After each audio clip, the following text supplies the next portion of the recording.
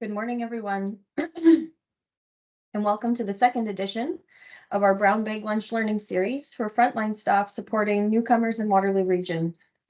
The topic for today's session is access to basic needs in Waterloo Region.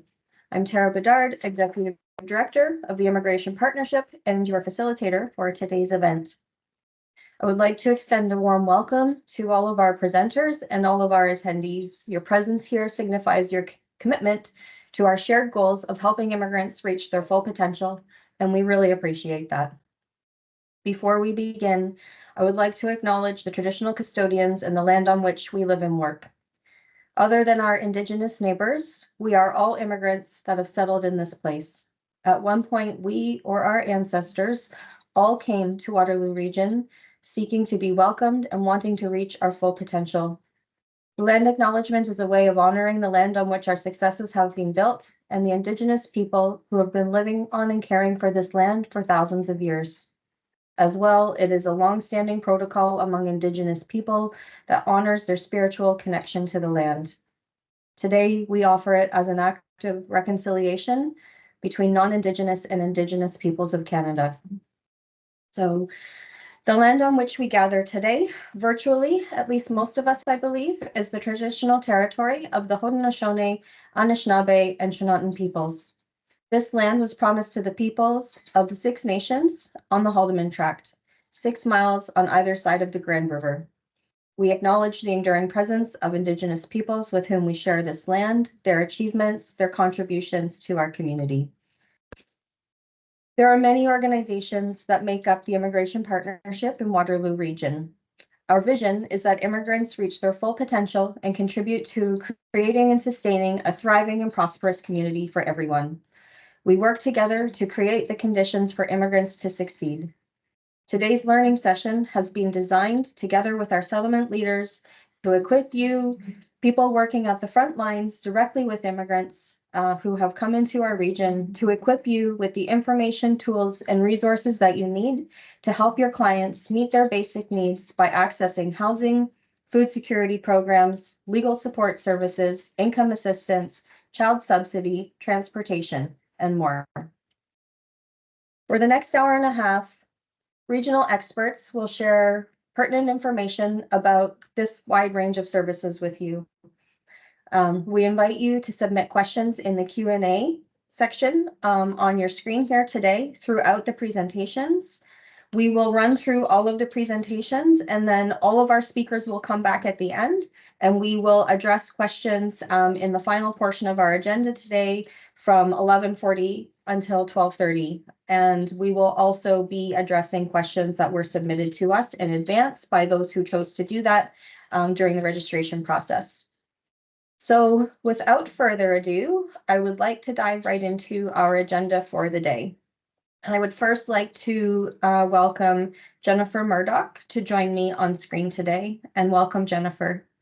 Good to see you. Thank Jennifer you. Great to see has you. nearly 2 decades of experience as the manager of housing programs at the region of Waterloo, and she brings a wealth of knowledge and experience to our discussion today about numerous programs that are offered through the regional government, and some specifically tailored to supporting newcomers in our region. Jennifer, I'll turn it over to you. And as a reminder, I will be coming back when there's kind of 1 minute left in your time. So when you see me, that's the cue. Excellent. Thanks very much. Thank you, Tara. So let me get my things out of my screen here. Thank you, Tara. I'm here today with 3 of my colleagues to present the programs and services administered through Housing Services at the region of Waterloo in concert with our community partners. I'd first like to share our vision that sets the stage for the implementation of housing services. The region of Waterloo is working towards a world-class community for all residents. Integral to this cross-departmental plan is a commitment to making housing affordable for all, because we believe communities thrive when everyone has a place to call home. I'm first sharing this housing continuum to visualize the various forms of housing and the division of roles within the continuum to deliver housing services. The top 4 circles represent the 4 business units within the region's housing services division. The visual of the housing continuum on the lower half demonstrates the broad scope of responsibility the region has to address everything from unsheltered homelessness on the far left, to affordable home ownership on the far right. A healthy, thriving community has options, programs, and projects that at all points along the housing continuum. And where a community doesn't, it causes backup and disruption to everything. From this continuum, you can see how the four main areas of the housing division relate to the goal of providing a world-class community where options, programs, and projects are being created and maintained at all of these points along the continuum. The various areas all work together and overlap in some form. While this visual presentation is linear and may imply a graduation from one form of housing to the next, the household experiences are not that simple or linear. The important takeaway from this is there are many forms of housing and people move in and out of. The programs and supports need to be activated in each area to ensure a strong system that supports the needs of the community. The manager of each of these four programs are here today to talk about their programs specifically. I'm going to go first. I am the manager of housing programs. Housing programs' primary business is limited to the co-ops and nonprofits for today's purposes. I'll provide only a high-level overview of our role. The other business units will provide a deeper dive into their services. Housing programs' role within the housing and homelessness system, including act as a service manager, support to co-ops and nonprofits, protecting and stabilizing community housing, a review system, and delivering a portable rent assistance program. The region, as designated service manager through legislation, has a number of roles and responsibilities that come with it, including creating policies and procedures to administer housing system, creating support and monitoring programs and services, and allocating funding within the community housing part of that system. We provide support to the co-ops and nonprofit housing providers, those providing rent-geared income subsidies and deeply affordable market units. We help them build capacity and financial viability, support tenants and eviction prevention, create accountability and compliance to standards, and monitor property standards through building condition audits. The housing program's role also includes protecting and stabilizing community housing, where some of our most vulnerable community members live, through the community housing succession strategy, responding to the end of mortgages and the co-ops and nonprofit, and the opportunities that may be created there. Housing program also administers a community housing review system, a system where RGI households and waitlist applicants can appeal their decisions that adversely affect their household. Most relevant for today's program, we deliver a portable rent assistance program to racialized families, providing 200 portable rent assistance through an invitation-only program delivered with our community partners. In closing, my insights to you would be to support your clients, would be to know your rights and obligations of the landlord and the tenants, and to be their voice. And we could be there as housing programs to help understand those rights and obligations and find your voice. Tara, back to you to introduce Chris.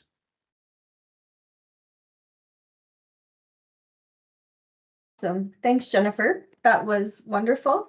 And we will see you back a little bit later today during our Q&A session then. Yes. So I'd now like to welcome Chris McEvoy to join me on the screen. Chris, thank you for joining us this morning. Chris is the manager of housing policy and homelessness prevention at the region of Waterloo.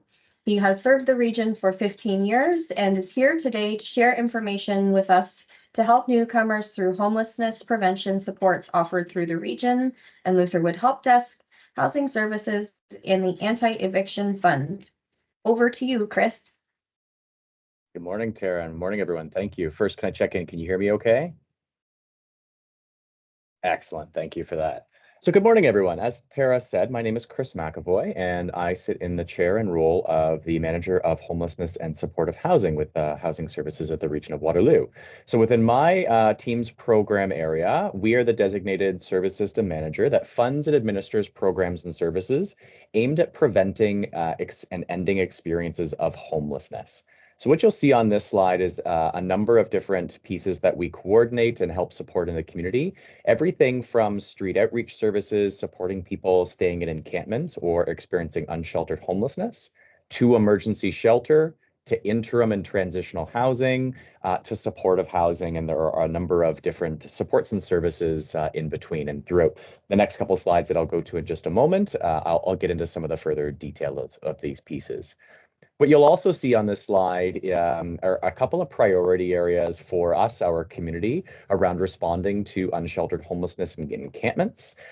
So we have expanded street outreach services. We coordinate with local health partners and outreach agencies to ensure that folks living rough, staying in encampments are connected with services. They're on the appropriate housing wait lists and can be connected with emergency shelters should they want to and choose to access those locations.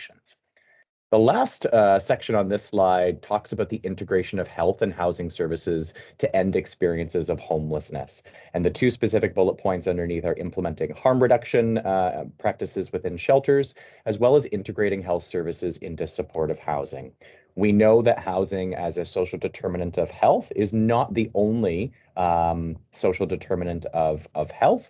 There are different elements and aspects to experiences of homelessness, whether they be mental health challenges, addiction challenges, living with low income, a number of systemic and policy failures that lead to homelessness. And so we work closely with other systems and partners like health partners to ensure that individuals and households experiencing homelessness have access to this wide array of supports and services they need in order to meet all of their social determinants of health. Go to the next slide, please, Jen. Excellent, thank you.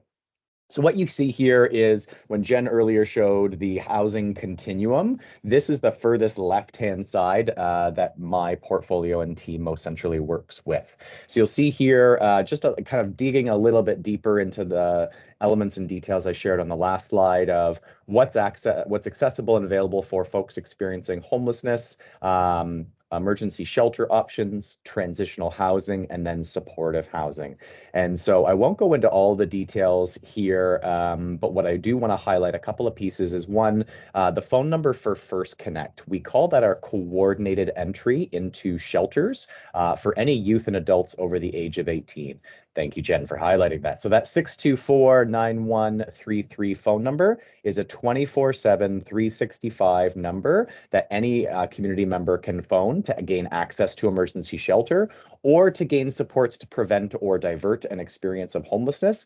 Maybe they have family or friends in another community who would support them temporarily. There are some supports available to transition to other communities where there are friends and social networks of support in order to divert from shelter stays. The last bullet point there under emergency shelter is for families. So it's the YW of Kitchener-Waterloo that supports families experiencing homelessness in our community. And so that phone number should be used by any family in the region of Waterloo, regardless of citizenship or immigration status, to access emergency shelter supports. And then on the furthest right-hand side, supportive housing options. So for somebody who is experiencing chronic homelessness, that is a very long, lengthy experience of homelessness, greater than 6 months within a year, or greater than a year and a half within a 3-year period, they should connect with Lutherwood and their PATH team in order to be assessed for eligibility for supportive housing, which is essentially affordable housing with wraparound supports to maintain that housing stability for the household. Go to the next slide, please. Perfect.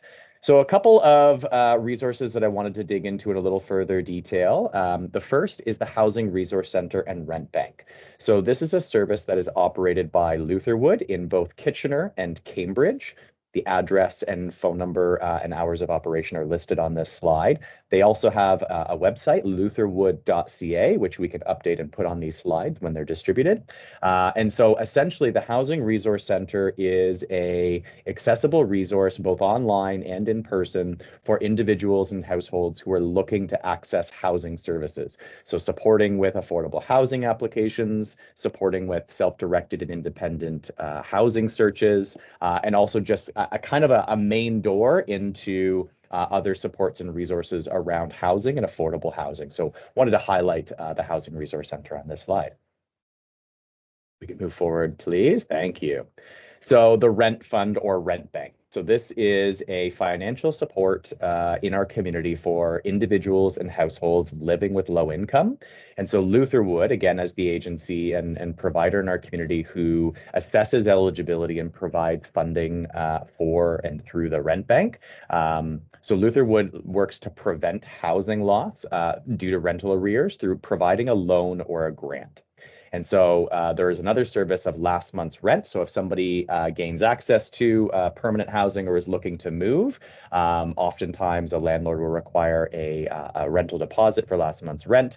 And so that's available through this rent bank service as well. So kind of two services through the rent fund and rent bank. One is if somebody has fallen into arrears with a landlord, there's potentially funding accessible for that individual or household. And if somebody is looking to move into housing or to move from different units and requires a last month's rent deposit in order to do so, Lutherwood and the Rent Bank is a service that is available for folks. And so there is a fairly detailed eligibility assessment that I didn't want to go into all the details here today, but what you'll see on this slide is some of the documentation that Lutherwood requires from an individual or household around identification, proof of tenancy, proof of income, proof of arrears to access supports through the rent bank. Individuals and newcomers and refugee claimants are eligible for these services. There are some further stipulations in ineligibility if somebody here is on a visitor visa or a work visa or different pieces. So Lutherwood does an in-depth and detailed assessment for individuals. So I didn't want to get all into the detail and nitty gritty today, but what I would suggest and advocate for is if you're working with a household or individual who has arrears or who has secured housing and just needs support for last month's rent, contact Lutherwood. They'll go through a deep eligibility assessment of that individual. Next slide, please. Excellent. This is my last slide this morning, and what I've included along the bottom there is Lutherwood's website specifically for eviction prevention resources. We know that there's a lot of information and a lot of misinformation around evictions and tenant rights throughout the province and throughout our community. It does get complicated, and again, I'm not going to go into the details today, but what I wanted to highlight is there are local resources available through community legal services, through Lutherwood referrals to other agencies around tenant rights and legal advice and support. We often see individuals receive an eviction notice and believe that they have to immediately move because they received the notice. The landlord and tenant board process is quite a lengthy one, and so there are local resources available to support people through that process. So wanted to highlight a couple of those resources today to say there are supports. It's great to ask questions, and yeah, Lutherwood can be, again, a door for folks to access supports and services. So I will leave it there for my portion of updates right now. Happy to take questions and answers as part of that portion of the agenda later this morning. But I think I'm done with my spiel. So Tara, I'll hand it back to you. Thanks so much, Chris. That was an excellent overview of some of the programs that are available in the region, and I'm already seeing questions popping up that will help us to dive into some of the details later this morning. I would now like to welcome Jeff Schumacher, who is the Manager of Affordable Housing Development at the Region of Waterloo. Jeff is here to share information about affordable home ownership and renovation programs. Over to you, Jeff. Good morning, and thank you for that. So I'm the manager of the Affordable Housing Development team at the region, and our primary goal is to help implement the region's Building Better Futures strategy, which is to help create 2,500 new affordable homes over a 5-year period, the bulk of which is rental housing, either bricks and mortar, new apartment units, or as Jennifer had mentioned, some portable benefits and sort of rent supplements to go with people where they're living. A lot of the units we build are either filled through either the supportive housing programs that Chris had mentioned, or Amy, who will be speaking next, through the region's coordinated access center. So I won't be talking about our rental housing. I'll be talking about, as Jennifer mentioned, the housing continuum expands from homelessness to home ownership. So I'll be talking about some of our home ownership and programs to help people who are current homeowners. Next slide. Sorry, next slide again. So the region established an affordable home ownership program back in 2008. And since that time, we've helped over 500 households in the community become homeowners. So it's helped transitioning people from rental housing into home ownership, which one allows them to become homeowners, but also frees up rental units for others in need of rental housing. And we do this by providing a down payment, interest-free loan to help people put in offers and to buy homes. So people have to qualify for a mortgage.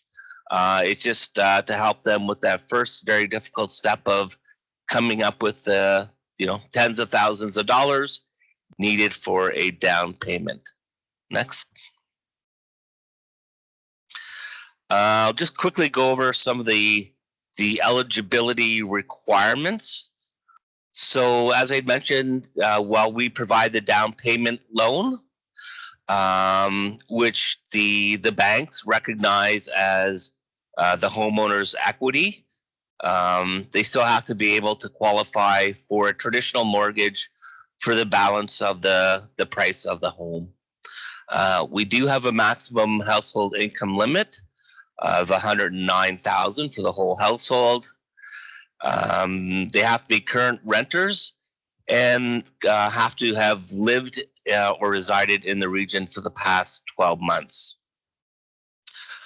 They also cannot have any other interest or own another home or a cottage. This has to be their one and only, or as we say, sole and principal residence. This has to be the home that they live in for the duration of the program. Next. So when a household is approved, we provide them with what's called the 90-day conditional letter of commitment. And that commitment is if they find an eligible home within those 90 days, we'll guarantee that we will have the money available for their down payment. The maximum purchase price has just been increased. The housing market in the region has been pretty interesting over the last 3 years with home values increasing dramatically. So our maximum purchase price now is $600,000, and the maximum loan amount that we will provide for down payment is $35,000. So it can be any type of home. Can be a new home under construction or a resale home. It can be a single family, a condominium apartment, a townhome, really any type of home ownership type of a home in the community will be eligible. Next. So the program, we're the service manager for Waterloo region. So obviously the home has to be within either the 3 cities, Cambridge, Kitchener-Waterloo, or the 4 townships, North Dumfries, Wellesley, Wilmot, and Woolwich. If households are interested in surrounding communities, whether it's Guelph or Brantford or elsewhere, they'll have to check with those service managers to see if they offer a similar type of program and what their requirements are. Next. So it is a loan, a repayable loan, but unlike your credit card payments or card payments, there's no monthly amount paid. If you do repay the loan, it's a bulk repayment, one-time repayment at the end. You can choose to repay the loan at any time. But there are certain requirements or conditions where you'll be required to repay the full loan amount. So if you sell the home, if you're in default, so whether you rent out the home and move out, or you buy another property, you'd be required to repay the loan. Or if you choose to refinance your home, if you want to take out equity in your home, you can do so, but you will need to pay us back. Next slide. So this is sort of what the repayment formula is. You would pay back the initial loan amount. So if you bought a home for $350,000, we would have provided 5%, which is $17,500 for the down payment. And let's say a couple of years down the road, you sell the home for $450,000. So that's a $100,000 gain. So you would repay the initial $17,500 plus another $5,000, which is 5% of the $100,000 increase in value. So the total repayment would be $22,500. So with these repayments, we're able to lend out the money to additional households. So, as I mentioned, the program has been working quite well. We have to help over 500 households in the community buy homes, and we keep adjusting the program accordingly to make sure it's still, serving households in the community. Next slide. So the next program I want to talk about is our Ontario Renovates Repair and Accessibility program. So this program is to provide forgivable loans to low to moderate income households to either do necessary critical repairs or accessibility modifications to address changing physical abilities or disability needs. And the loan is forgiven over a 10-year period. So if you stay, and it depreciates by 10% each year. So if you stay in the home for 10 years, it's completely forgiven. Next slide. Again, some eligibility requirements. The assessed value of the home, that's not the current market value if you were to sell it. The assessed value is the amount that's shown on your property tax bill. So it's quite often lower than what the actual market value of your home is. So the assessed value needs to be below $505,469. All your property taxes, mortgage payments, and insurance need to be in good standing and up to date. It has to be your sole and principal residence again. It cannot be a home that you're renting out. You need to have legal status in Canada and not have any active bankruptcy file in place. Next. The maximum household income to be eligible varies by the size of the family, the number of people in the household, from just under $36,000 for one person to $95,000 for a 7 or more person household. Next. So the loan is up to $25,000, and again, it's for necessary repairs such as replacing a leaky roof, fire safety, furnaces or lack of a heating system, to address mold, foundation leaks, that type of thing. It's not for cosmetic repairs like painting or new countertops or routine maintenance, or energy efficiency if you want solar panels or that type of thing. It's for necessary structural type repairs to keep your home safe and habitable. Next. In terms of accessibility modifications, again, up to $25,000.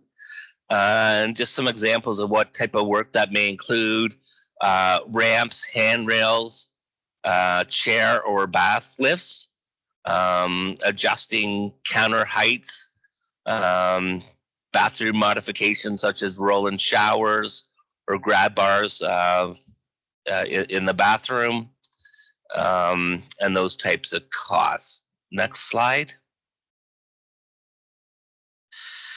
The Ontario Renovates program also recently has been expanded to allow a secondary suite to a home. So an additional separate dwelling unit to be added to a home. Again, it's up to 25,000. These additional secondary units have different names. Sometimes they're referred to as basement apartments, a granny flat, an in-law apartment, a garden suite. It's just a second unit, a separate self-contained unit on the property that this program can help fund to make an additional rental unit. Next slide. So it can help.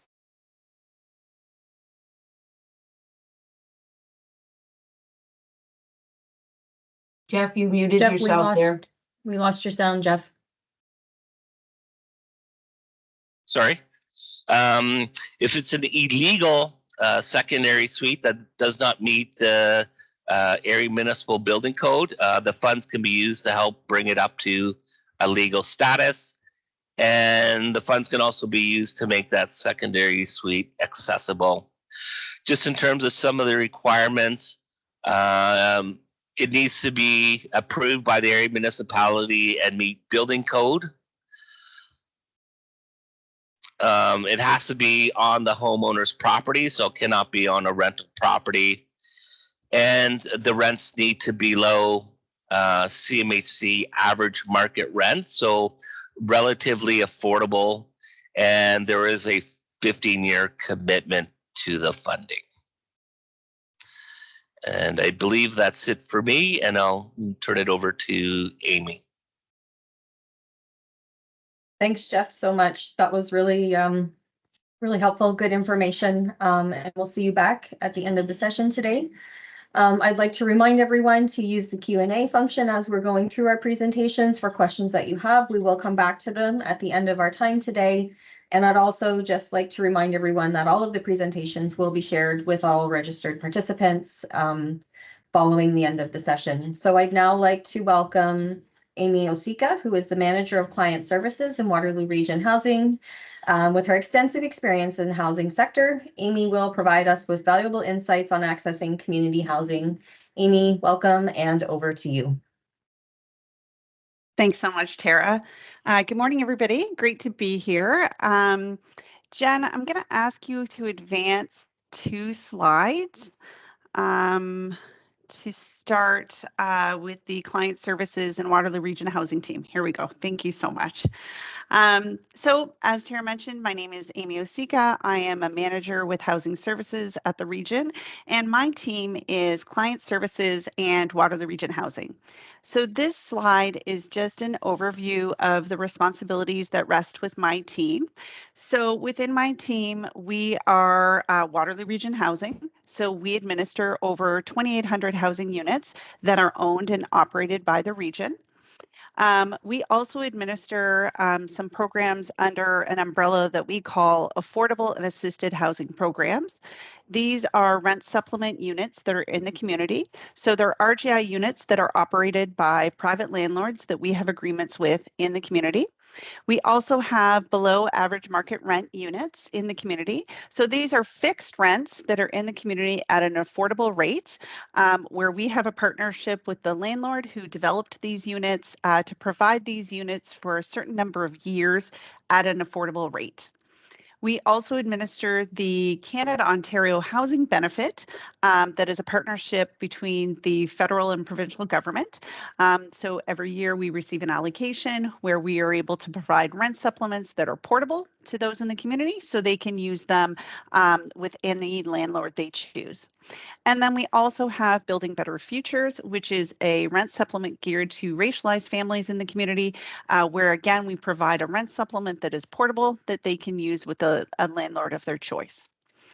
And then the third piece of our team is that we also administer the regional waitlist for community housing. So we have a team that is known as CHAC, Community Housing Access Center Waitlist. So we have a team that administers the waitlist for the region where everyone can access community housing that includes Waterloo Region housing. And that's going to be the bulk of my presentation today, is talking about the Community Housing Access Center team. Next slide, please. So this is an overview of what's available to individuals who are on the centralized waitlist. So within the centralized waitlist, you could get an offer from Waterloo Region Housing. As I mentioned, we own and operate 2,820 RGI units. You could also get an offer from a non-for-profit housing organization. You could also get an offer from cooperative housing, and co-ops are governed by the Co-op Cooperations Act, and they operate a little bit differently because there is a requirement that they participate in the co-op model.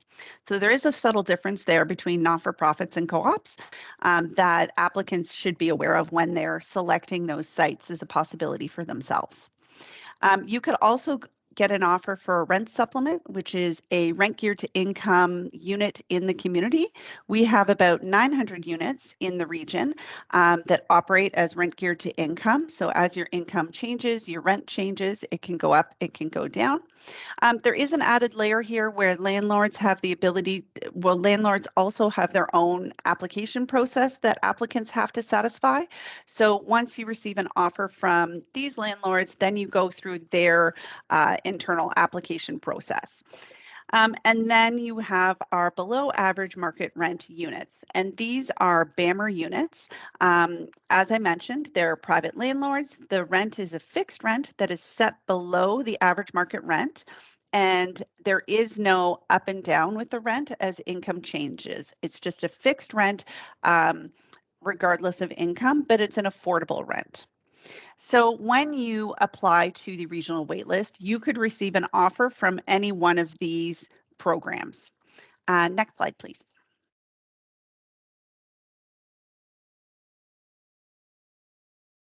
So next I'm going to focus on CHAC. So this is our Community Housing Access Center. This is our team who is responsible for administering the waitlist.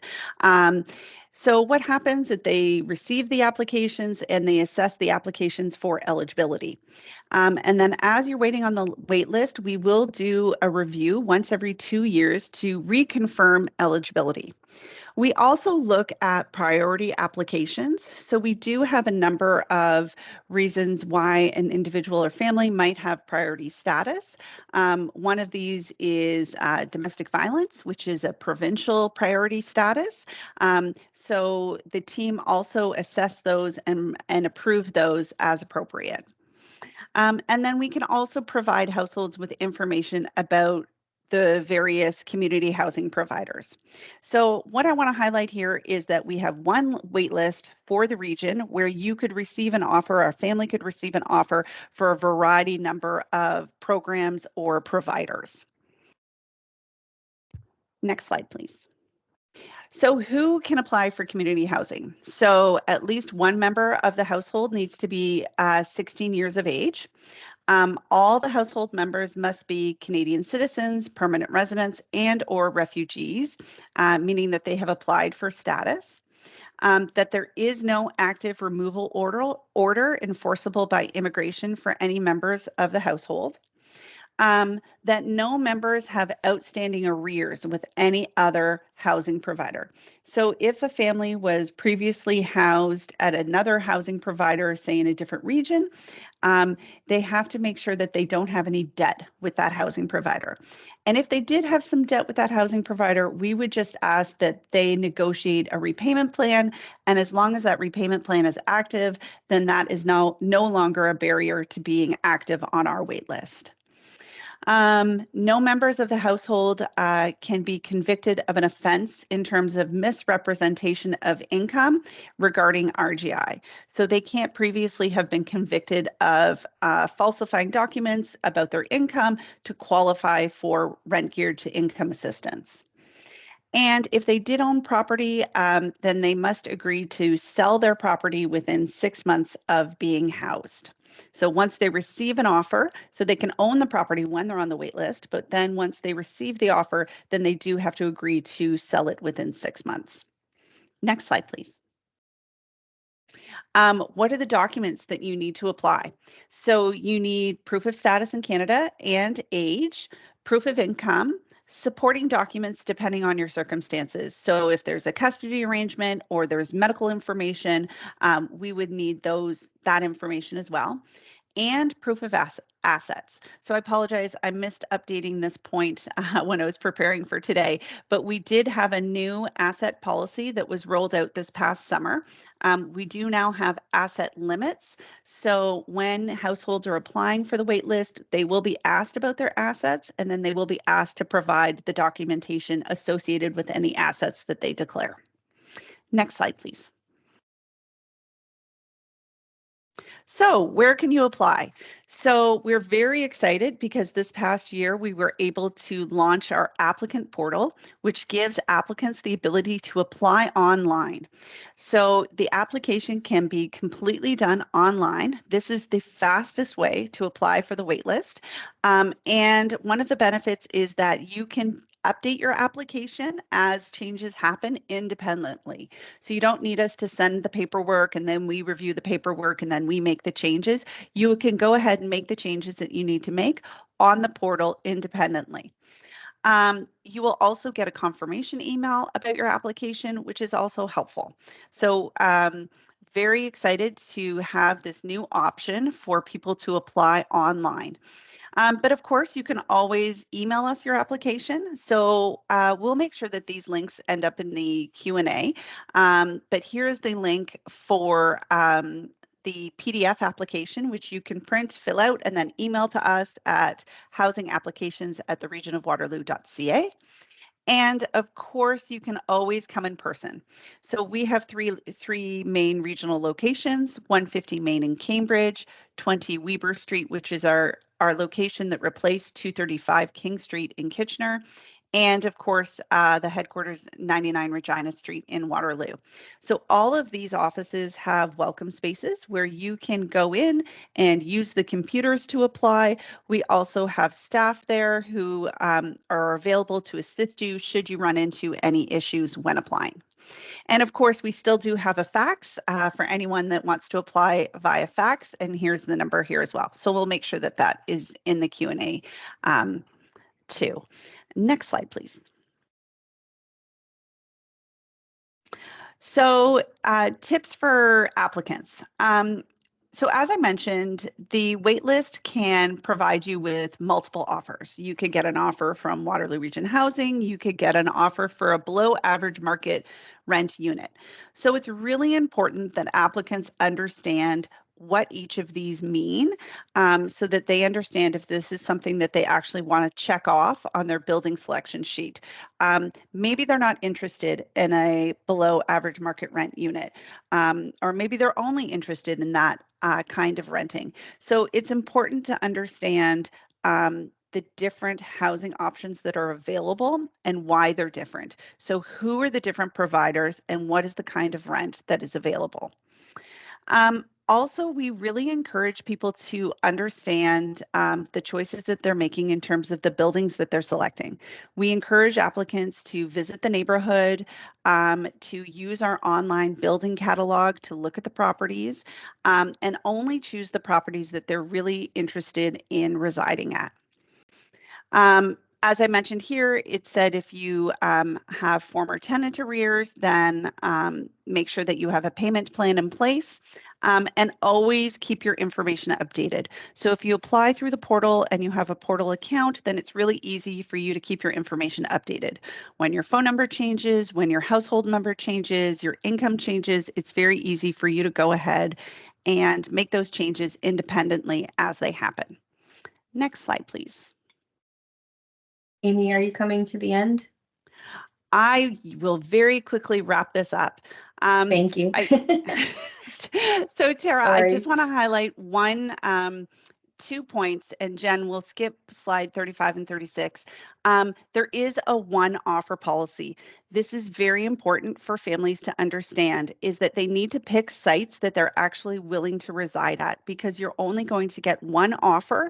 And if that offer is refused, then you go to the bottom of the list. Now, one caveat to that is that the below average market rent units are not included in that. So if you refuse one of those, then it doesn't change your application date.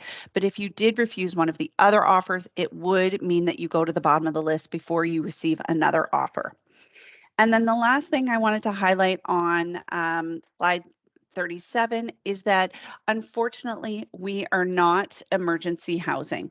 So we cannot assist clients who are facing emergency housing issues like eviction, or being able to provide a search for housing in the community. We will refer applicants to resources available into the community, but unfortunately, we don't have any specific resources for any individuals who are facing any of those issues in a timely manner. So we do refer out to the resources that are listed here, if that is the situation. So thank you so much for the opportunity to present today, and I will now turn it back over to Tara. Thanks so much.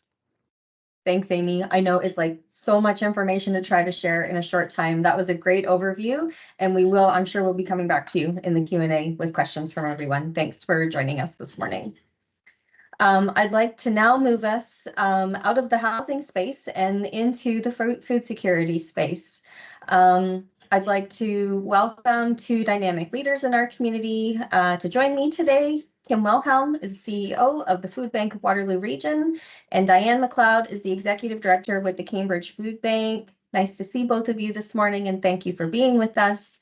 Kim and Dianne have graciously agreed to provide us with an overview of local food banks, food security programs, and the critical services that they offer to ensure that no one in our community goes hungry. And I will pass it directly over to the two of you. Thanks very much. Thanks so much. My name is Kim, and I'm going to start out today and talk a little bit about how the Food Bank of Waterloo Region and Cambridge Food Bank are working together to ensure that nobody goes hungry in our community. And then I'll turn it over to Dianne, who will talk a little bit more specifically about some of the services that the Cambridge Food Bank offers directly. Just making sure that, oops, sorry. Slide is ready. All right.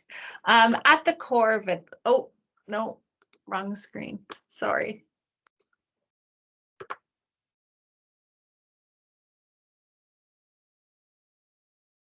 Too many screens.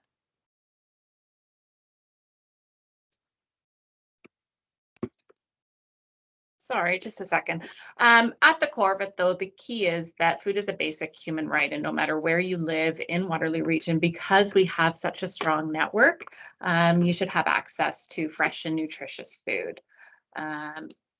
Almost there.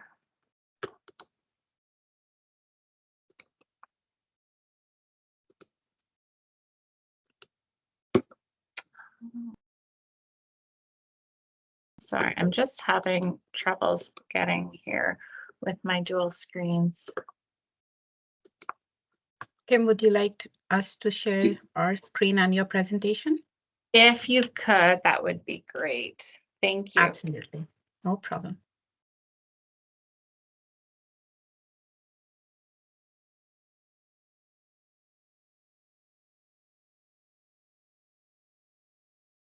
And you can go right to slide 3 then.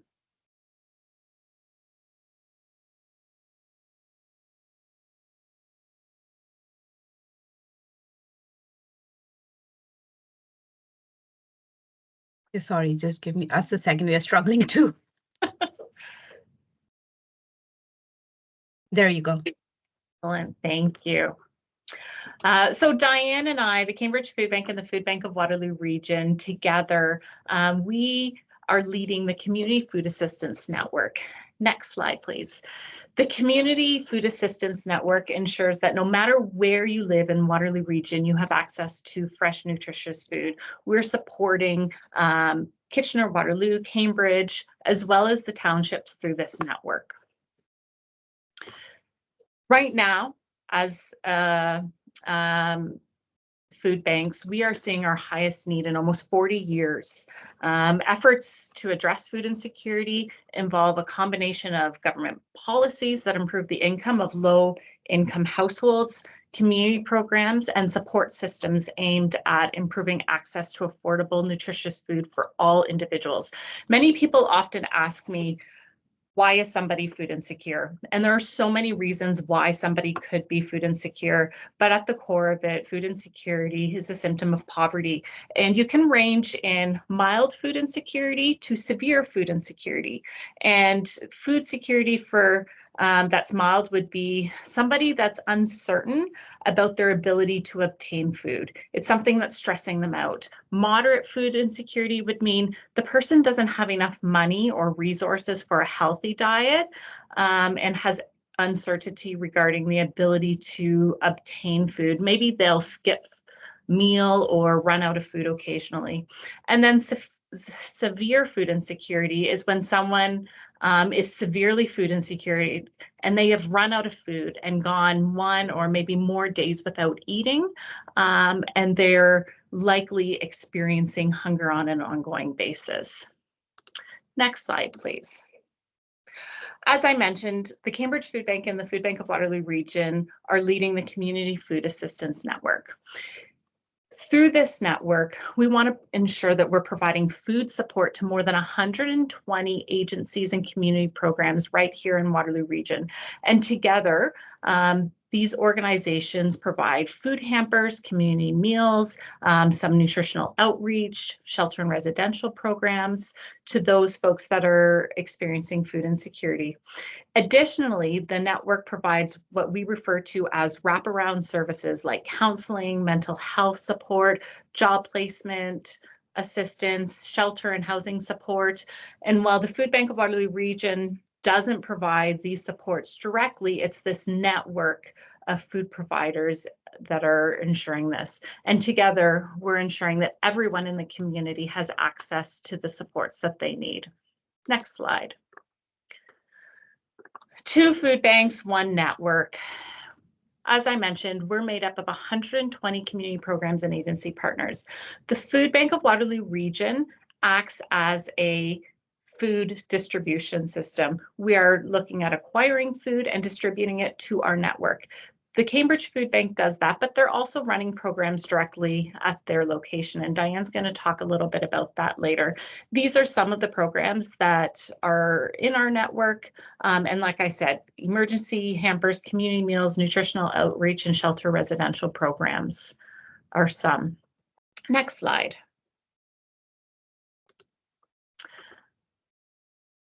If you know someone who is in need of food and you're not quite sure where to direct them, we do have a referral program, and it's on our website that you can get information, and I've put the URL right at the top. You can also phone in, and we have a staff member that's available to try and direct somebody. We try and ensure that there's a program in somebody's community so they're not having to travel a long ways by transportation. But we do look to ensure, you know, when is that program running? Sometimes it's running once a week. And so if somebody needs food today and that program isn't running until, say, next Tuesday, we do have a central hamper program that's offered by the House of Friendship on Guelph Street to get somebody food if and when they need it immediately. Next slide. Part of our role in the network is to ensure that we're identifying community areas that are in need of food. And so we're looking constantly. We have a central database called Link to Feed. And through that database, we're identifying where some of the high areas of individuals are living who are accessing food supports, and if there's enough supports in their neighborhood to get them that supports.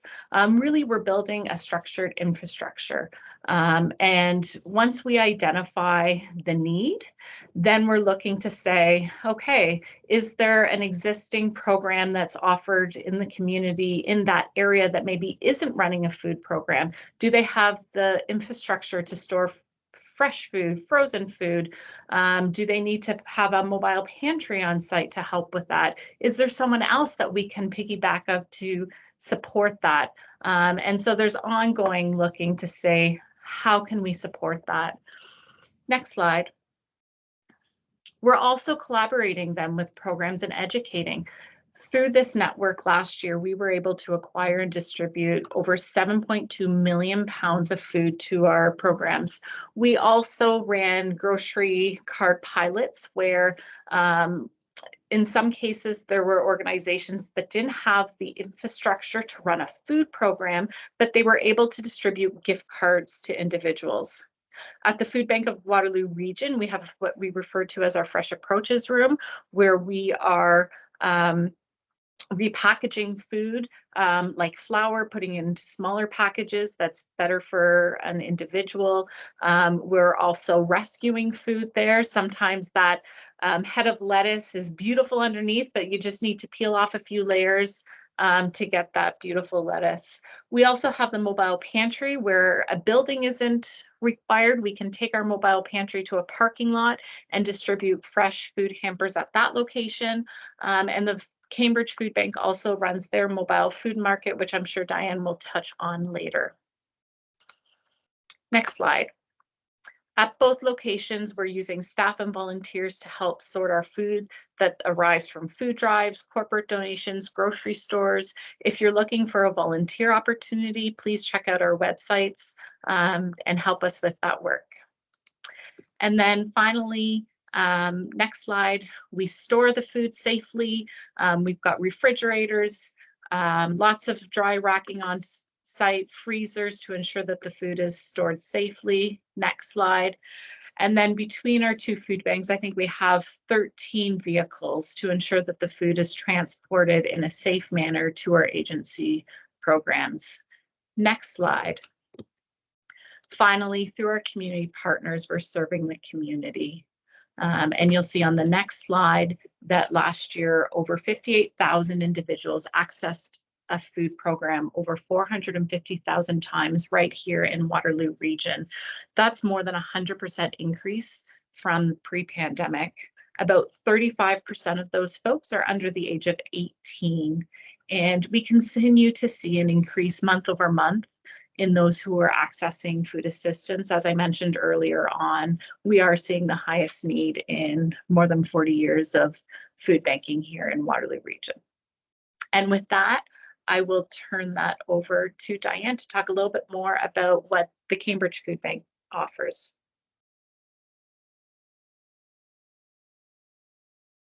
Oh, hi, everyone. So Kim gave a great overview of emergency food assistance in Waterloo Region, and I'm going to just focus in a little bit on what we do specifically at the Cambridge Food Bank, because some of these programs are available across for anyone in Waterloo Region. So first, I'm going to start with our community pantry, and that is what we call our emergency food assistance room. It's set up like a small grocery store where people can select the food that makes sense to them. So there'll be a particular category and there'll be a sign on the shelf depending on inventory that indicates how much a particular family size can take, and people select their own food. And we do it that way because if you're coming to soup and you don't like tomato soup, there's no point in putting tomato soup in a box for you if you're not going to eat it. So we prioritize people having choice in getting their food and picking the food that works for them and their cultural diet and food preferences. This particular program is available only to those who live in Cambridge or North Dumfries, and you can visit this program obviously free of charge once a month or 12 times a year, and it's designed to provide a couple of days worth of emergency food. And there are these types of programs all across Waterloo Region. They operate in different ways, and you can use that referral line that Kim talked about to find out which one is closest to you in your neighborhood. Next slide. So the Cambridge Food Bank, we have a tagline called More Than a Food Bank. So we do a number of different things that are designed to help build health and belonging in our community. And one of the things that we do is we grow food. So we grow about 20,000 pounds of organic food a year in our community gardens, but we also provide seeds for people that would like to grow their own food. So in partnership with Idea Exchange, also known as the libraries, you can pick up free vegetable and flower, herbs, seeds at our location anytime. It's just in our foyer. People can come and help themselves. And in that cabinet, there's a picture of our seed cabinet there. We also have period products in there for anyone that needs them at any time. They can just come in and help themselves. Next slide. We have a wellness hub at the Cambridge Food Bank. So we offer 2 sets of programs, one for adults and seniors and one for children and youth.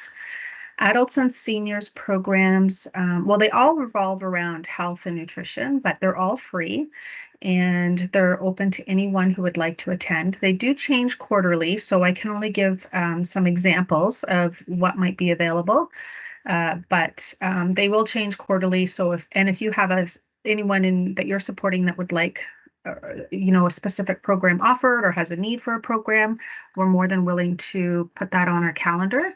So specifically for our adult and senior programs, many are offered virtually.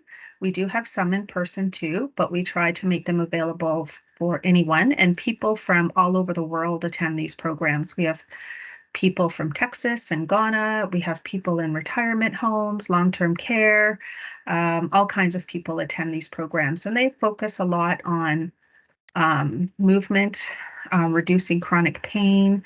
We offer yoga and Pilates classes, and soon to be offering Qigong classes. We also offer cooking classes and cooking programs, and this is really a wonderful experience because the groups have people from all cultural backgrounds in them, and the people in the group are both teachers and learners. So someone may have a treasured family recipe from their home country, and the whole group will learn how to make it. We will provide what are called resource bags, but they are similar or sort of like a HelloFresh box. So you get all of the food that you would need to participate in these workshops available. Obviously, if you're in Texas or Ghana or anywhere else in the world, it might be a long trek to get a resource bag. But if you live in Waterloo region and that could be helpful to you, they're available free of charge. Chai, who runs those programs, knows, I'm pretty sure, every single edible thing that grows on this planet. So, and she's very well versed in all kinds of special diet requirements, and she can give you many, many different substitutions if you can't eat a particular type of grain or if you have a certain chronic condition. And then we have our child and youth programs. Those also vary. We have cooking classes, and they vary. We recently had TikTok recipes for teens, and our teens, thought they didn't like red lentils. They didn't want to make red lentil soup until Vanessa talked to them about the fact that it was the most popular recipe on TikTok. And suddenly everyone loved red lentil soup, and they made it and they ate it. And we're working on trying to expand the palates of some of our young people. We have dance classes. We have right now happening a Vibe and Thrive program that's supported by the region of Waterloo. And it's a program for high school aged male identifying youth who struggle with social skills and social connections. And they meet every week and do lots and lots of fun activities. I'm getting my warning here, in order to build social connections and friendships. Do you want to just skip one? I'm going to have to hurry. See, I told Kim I talk a lot. So the last one I'm going to talk about, those are Chai and Vanessa for anybody interested in attending our youth or adult programs. The last one I'm going to talk about is our mobile food market. This market travels to 14 locations across Cambridge. It's open to anyone in the region. It's a sliding scale farmers market. The food is purchased every single Monday and is sold at a rate that people can afford. And it's a great way to get good, nutritious food at a price that is much less than retail cost. Sorry for going over. You did not. You're right on time. Okay, great. So thank you very much. there's a lot that happens through our food banks and the food assistance network, and I know it's very hard to summarize it in like a really short presentation. That was wonderful information, and I know we have some questions for you that will come up later in the Q&A. Thanks very much for joining us this morning. I'd now like to invite our next speaker, Shannon Down, who is the Executive Director of the Waterloo Region Community Legal Services, and also a member of the Immigration Partnership Council. Shannon is here today to share insights with us on legal support services in our region. And I'm sure that this is a topic that is top of mind for many of you as you are helping your clients navigate many different procedures and processes and challenges. Anyway, Shannon, thanks for joining us this morning, and over to you. Good to see you. Thanks, Tara. I'm going to try sharing my screen.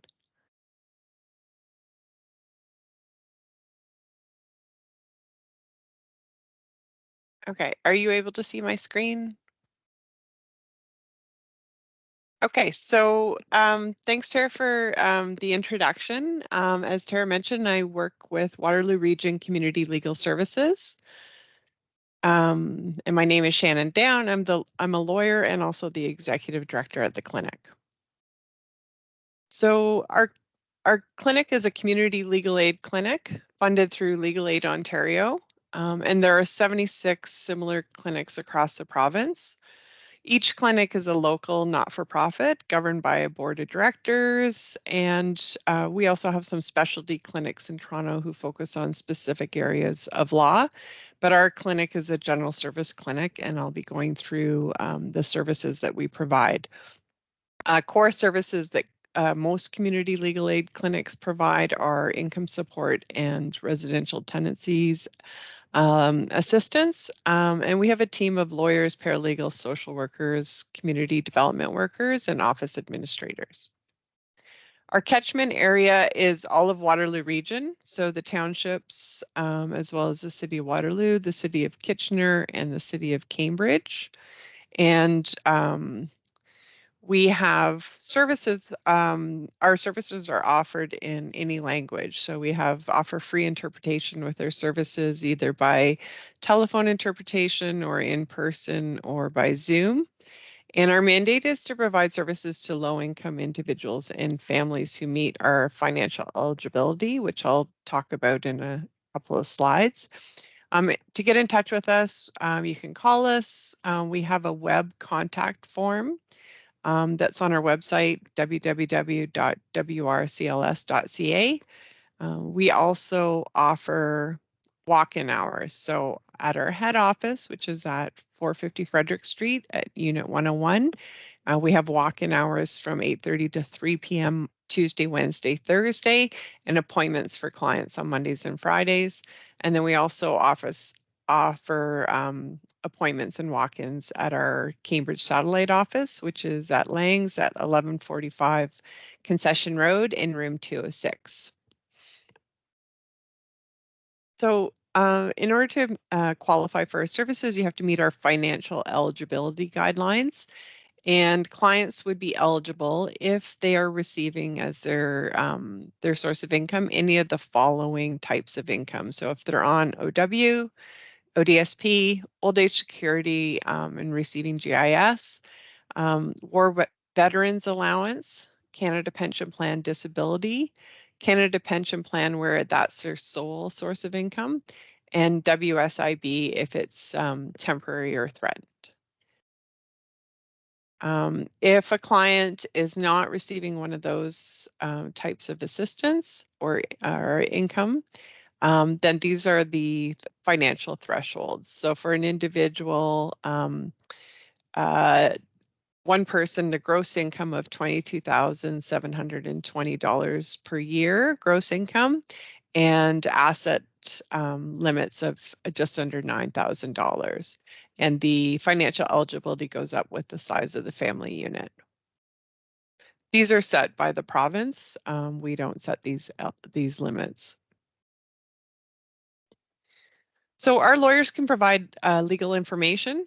For example, if people just need information about what their rights are, legal support and advice on a variety of topics, or legal representation. And the types of services we provide depends on the needs of our clients as well as our capacity. So most people coming to the clinic will receive legal support or advice. So we would provide summary advice about their problems and information about what steps they can take to resolve their legal issues. A smaller number of people who come to our clinic will receive full representation, where we will represent them at their tribunal hearings. The reason we only provide legal representation to a small number of people is just because the need for our services is much higher than our ability to provide that representation to all clients who want it. The legal areas that we practice in are housing law. That's one of the biggest areas that we practice in. Ontario Works, ODSP, which are appeals to the Social Benefit Tribunal. Canada Pension Plan Disability Appeals, that would be both assisting people with applications and appeals. We provide services in the area of employment law and employment insurance appeals, immigration and citizenship, debt and consumer protection, name change and gender marker change, Indigenous justice services. We provide some notarization and commissioning of documents, and public legal education. We have a special program within our clinic that is focused on Indigenous justice and provides services to Indigenous people in Waterloo region. In terms of housing law, the main areas that we provide assistance with are for people who are in arrears, who have received eviction notices for a variety of reasons, tenants who have repair and maintenance issues, tenants who might be dealing with problems like unlawful entry or illegal increases of their rent. And we only represent tenants. We do not represent landlords. In terms of social assistance, we help people who are having issues with OW. So that could be eligibility issues or overpayment issues. We provide assistance to people who are appealing a decision regarding their ODSP benefits. So that could be the initial decision denying them eligibility on the medical basis, or it could be overpayment issues. We also assist clients with Canada Pension Plan appeals. So if you've applied for a Canada Pension Plan and been denied, we'll assist people with their appeal to the Social Security Tribunal. For employment law, our services focus on helping employees who have been unlawfully dismissed from their job or wrongful terminations. We assist with issues around unpaid hours, human rights, discrimination in the workplace, hours and rates of pay, as well as harassment in the workplace. For immigration law, our services are focused on humanitarian applications, advice on whether or not to make a refugee claim. We do assist with some refugee claims, admissibility, family sponsorship, one-year window applications, temporary resident permits, and we assist migrant workers with problems that they're having with their work permits and applications to get an open work permit. Okay, that's it. Perfect timing. Thank you. Thanks, Shannon. That was amazing. There's really great programs happening through the Waterloo Region Community Legal Services. We have some questions for you, which we will come back to a little bit later this morning when we come to our Q&A portion. But thanks for joining us today. Thanks, At this point, I would like to just give a reminder to everyone to put all of your questions into the Q&A feature on the meeting today. We will be coming back to those a little bit later, starting at around 11:40, to deal with questions for all of our speakers across all of the different topic areas that we have been covering. I'm seeing some hand raised, so just put your questions in the Q&A and we will come back to those. Also, reminder that the presentations will all be shared with everybody after today, together with a recording of the webinar. And I'd also like to remind everyone, you know, we're spending a lot of time together this morning. Please remember to stretch. Please remember to hydrate as we continue to push through. I would now like to invite our next two presenters from the region of Waterloo, Christina Cunningham and Joy MacDonald, to join. Good morning, ladies. Together, Christina and Joy are going to provide us with an overview of income assistance and affordable transit programs in the region of Waterloo, which we know are really important for many newcomers in our region. So I'll pass it over to the both of you. Good to see you. Good morning, everybody. So my name is Christina Cunningham, and I'm here with my colleague Joy MacDonald to represent our roles at the region of Waterloo as welcome space and intake supervisors supporting our community services department. So I'm going to just start us off in running through some of our topics here for the income assistance components. So today we're going to talk a little bit about Ontario Works, our emergency assistance funding, our welcome spaces, and our transit programs that we help support through our welcome space and intake programs. So to start us off with Ontario Works, the region of Waterloo does support the Ontario Works program for the same catchment area that the legal clinic actually shared with us, that map with the townships as well in the surrounding area of the region. So the Ontario Works program is designed that if you need financial assistance for food and housing or are in financial need, you can apply for a financial and employment assistance through Ontario Works.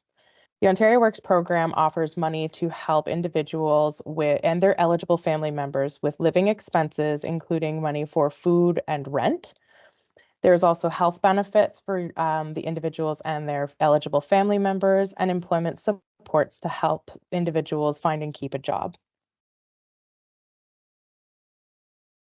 The Ontario Works eligibility is quite complex when we do the intake process. So there is an application process. However, just on a top level, looking at our eligibility for Ontario Works, the amount of money that you do get will depend on specific situations.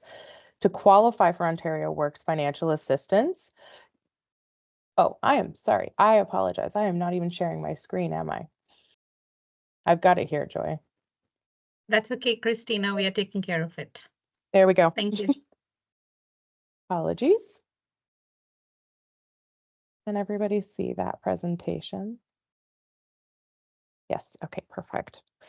In order to qualify for Ontario Works financial assistance, applicants must be at least 16 years of age, be an Ontario resident, have assets no greater than the limits that are set out in the program, express financial need, and then also participate in employment activities. To see if an individual is financially eligible, we look at the circumstances, including income, assets, living expenses, family size, and makeup, as well as shelter costs that are involved. The financial assistance program is made of basic allowance and shelter amounts, and that's determined by the number of people who make up a benefit unit. So that would be an individual who's applying and then their dependents in that unit, the age of the benefit unit members, and shelter expenses up to a maximum. Each family's Ontario Works payment is different based on their circumstances, and amounts are determined by provincial guidelines and are the same across Ontario. So this is something that we do not have control over. It is important to note a couple of specialty groups that we do serve under the Ontario Works program as well, and that would include Ontario Works applicants under the age of 18. So when it's determined that an individual under 18 cannot live with their parents, there's two types of assistance that can be considered for those folks.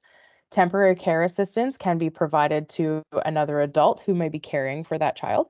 And then 16 and 17-year-olds may also receive Ontario assistance in their own right when payments are made to a trustee. Our temporary care assistance, as mentioned previous, is financial assistance for adults who may be providing temporary care to children who they do not have the legal responsibility to care for. These benefits are based on the number of children that are in care, income and assets for each child who is considered. Income and assets for the adult providing care is also not considered in this, and that's an important distinction to make. It is specifically for the child. Monthly eligibility are based on the rates of $274 for the first child and $224 for each additional child. It's a lot of information on Ontario Works. It's a bit of a beast of a program. So we are very fortunate to have great staff who are available to assist with the applications.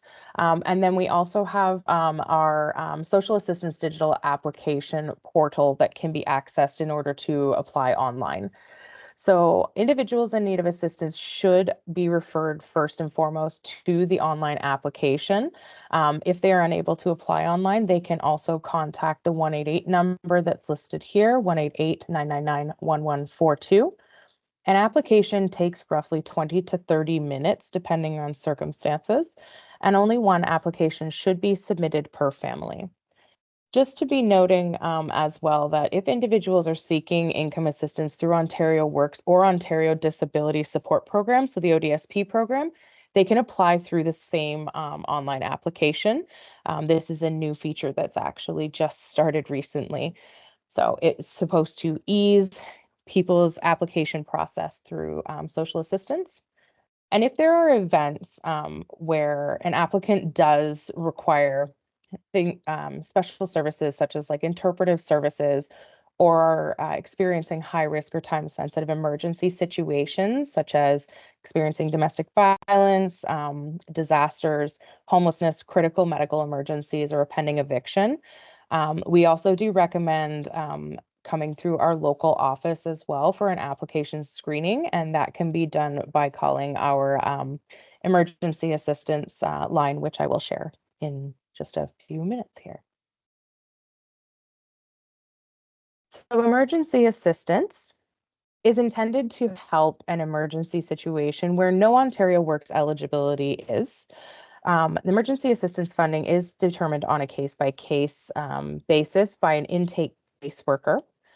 And emergency situations can include situations where a person has limited funds or ability to pay for certain things such as utility disconnection, drug or dental emergency, if someone has passed away and there's no ability to pay for the funeral costs, or if someone is facing an eviction, they can contact our emergency assistance line at the region of Waterloo. So we operate from Monday to Friday from 9 a.m. until 3 p.m. And our phone number is 519-883-2100. And by selecting option 1, you can get connected with our line. The eligibility for emergency assistance when applying, it's important to note that you cannot be in current receipt of social assistance. There is periods of non-compliance, so as long as we don't have individuals who are in one of these periods of non-compliance, they should be able to submit an application. And if an individual has not already received a maximum entitlement for the 6-month period that we do actually have, it's best to just call and go through the screening process with our intake caseworkers, and they'll be able to determine the situations. Additional considerations for this are, do individuals have available assets or financial resources available to them to handle the emergency, the financial emergency situation? We also look at when the next expected income from employment or benefits may be. And then the big question realistically is, will emergency assistance funding be able to resolve an individual's emergency? These are big considerations that we do take when looking at emergency assistance applications. So we do also support our welcome spaces. And I know welcome spaces were actually mentioned by our housing partners at the region of Waterloo, so thank you for the shout out. We do have 3 locations across the region of Waterloo at 20 Weaver Street East in Kitchener, 99 Regina Street South in Waterloo, and 150 Main Street in Cambridge. Our welcome spaces operate for in-person service 8:30 a.m. to 4:30 p.m. Monday to Friday. And the services that we offer, we have amazing staff, aptly called navigators. They provide information and support regarding community services programs.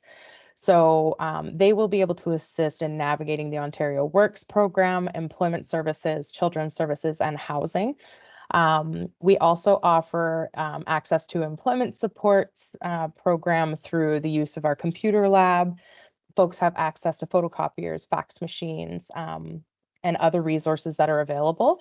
We do often partner with community partners for drop-in services and information sessions as well, and are open to building more community partnerships to have hubs of information at the region of Waterloo. So at this point, I am actually going to pass over the presentation to my partner, Joy, and she's going to share a little bit about the Grand River Transit programs that we also help support through the Welcome Space and Ontario Works program. Joy? Thanks, Christina. Good morning, everyone. As said, I am Joy MacDonald. I am a supervisor at the Region of Waterloo. I supervise intake team and the Cambridge Welcome Space. I'm going to be discussing the affordable transit program offered by GRT. So the Region of Waterloo is investing additional funds each year to expand access to Grand River Transit services for people living with low income. This is one of the latest investments made through Council's approved equity investment fund. Eligibility criteria for the affordable transit program is based on market basket measure, which is Canada's measure of poverty. Eligibility criteria has been increased yearly, ensuring more residents are eligible for the program. Eligibility for ATP is managed by the Region of Waterloo Department of Community Services.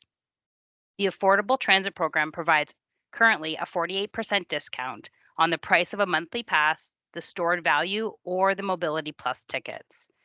And this will increase to a 50% discount this summer in 2024. The Affordable Transit Program, to be eligible if the client receives Ontario Works or ODSP, which is the Ontario Disability Support, they provide community services with their date of birth and SAM's ID number or their social insurance number on the application. Once the application is approved, the Community Services Department updates the database and the client is ready to visit the GRT Customer Service Center to purchase their EasyGo fare card. GRT can access the database and update to reflect the fare card information. The ATP client uses the same card for the duration of their eligibility and loads fare monthly on that card. Once their eligibility expires, the client must reapply with CSD. Once approved, they come to GRT customer service to get a new card and a new photo. Every member of the approved household that wishes to use transit has to come to pick up their own card and have their photo taken. So a mom, let's say, can't just come and pick up the children's cards. They all have to attend. ATP EasyGo cards are non-transferable. Passes can be purchased online or at the customer service center at any time of the month, and new or replacement ATP cards are $5. Ontario Works has a separate transit assistance program, which is called the TAP program. This is available to Ontario Works adult participants who attend St. Louis on a full-time basis and are working towards their grade 12 diploma, or if they're also working towards their GED on a full-time basis. The GRT adult monthly pass is provided at no cost and is good for unlimited rides on GRT buses and Ion Light Rail within the month. No new card required if the eligibility end date is extended. The TAP client's first card and first replacement are free, and additional replacements will be charged a fee of $5.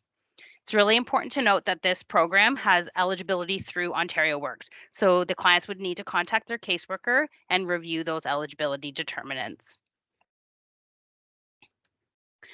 ATP versus TAP. So ATP is the program that is available for everyone, and its activation is immediate. So as soon as you are eligible and you receive notification, you have that. If you are going through the TAP program through Ontario Works, it would take a client 24 to 48 hours to have that active. So there could be possibility if they had an immediate appointment that they needed transit for, that they would talk to their Ontario Works caseworker to get assistance with that.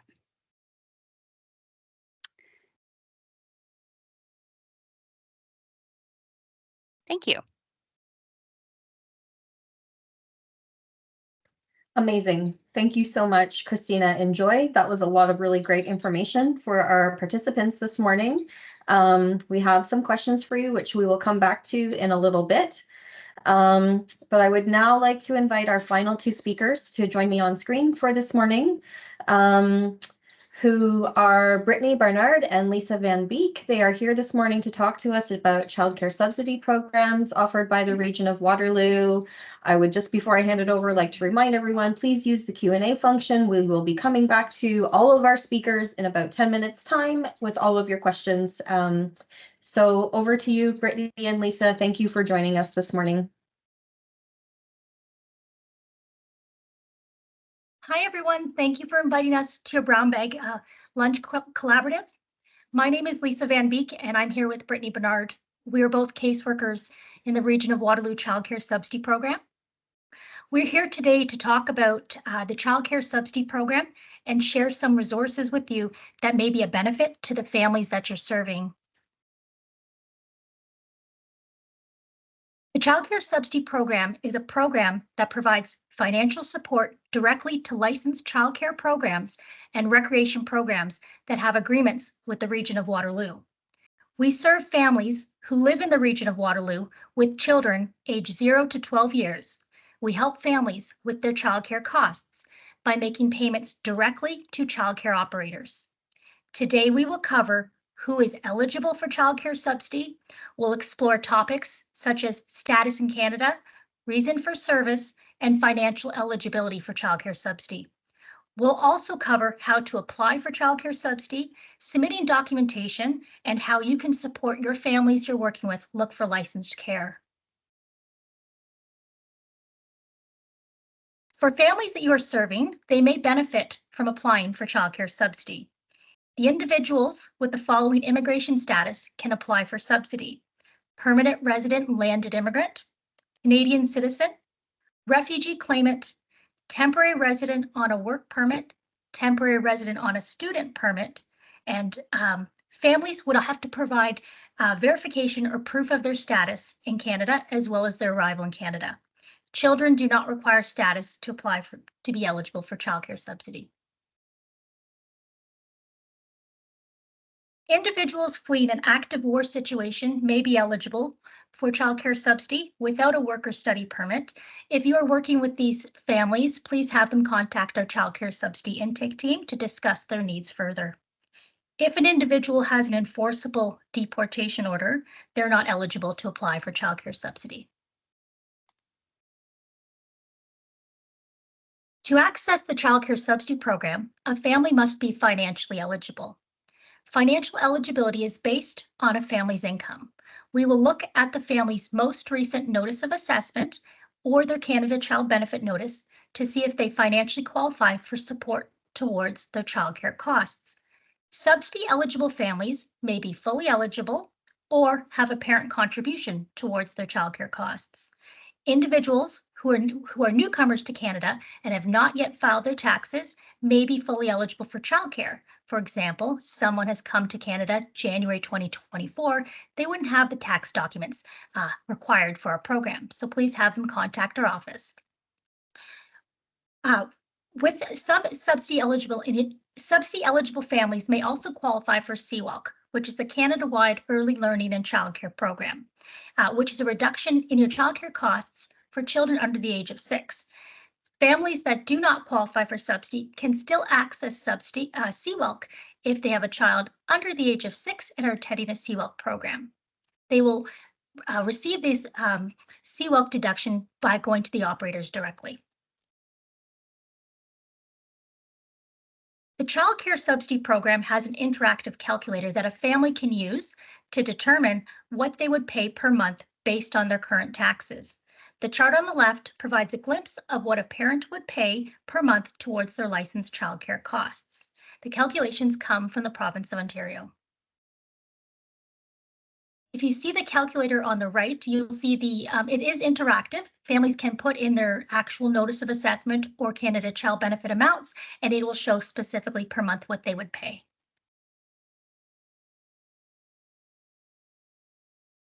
Along with financial eligibility, to apply for childcare subsidy, parents are required to have a reason for service. Confirmation of the reason for service would also be required to apply for childcare subsidy. Reasons for service supported by the childcare subsidy program are working full-time or part-time, going to school full-time or part-time, child's special or social needs, parent medical need, self-employment. A family could be on InterWorks or ODSP as a reason for service. If it is a two-parent family, both parents need to have a reason for service.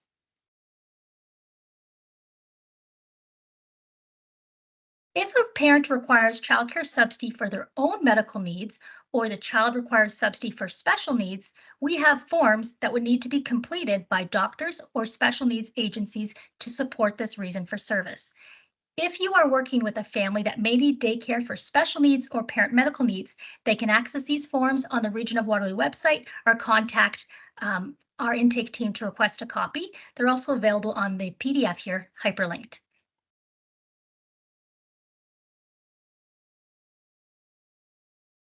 A little bit of musical chairs. So I'm Brittany. I am also a caseworker in childcare subsidy.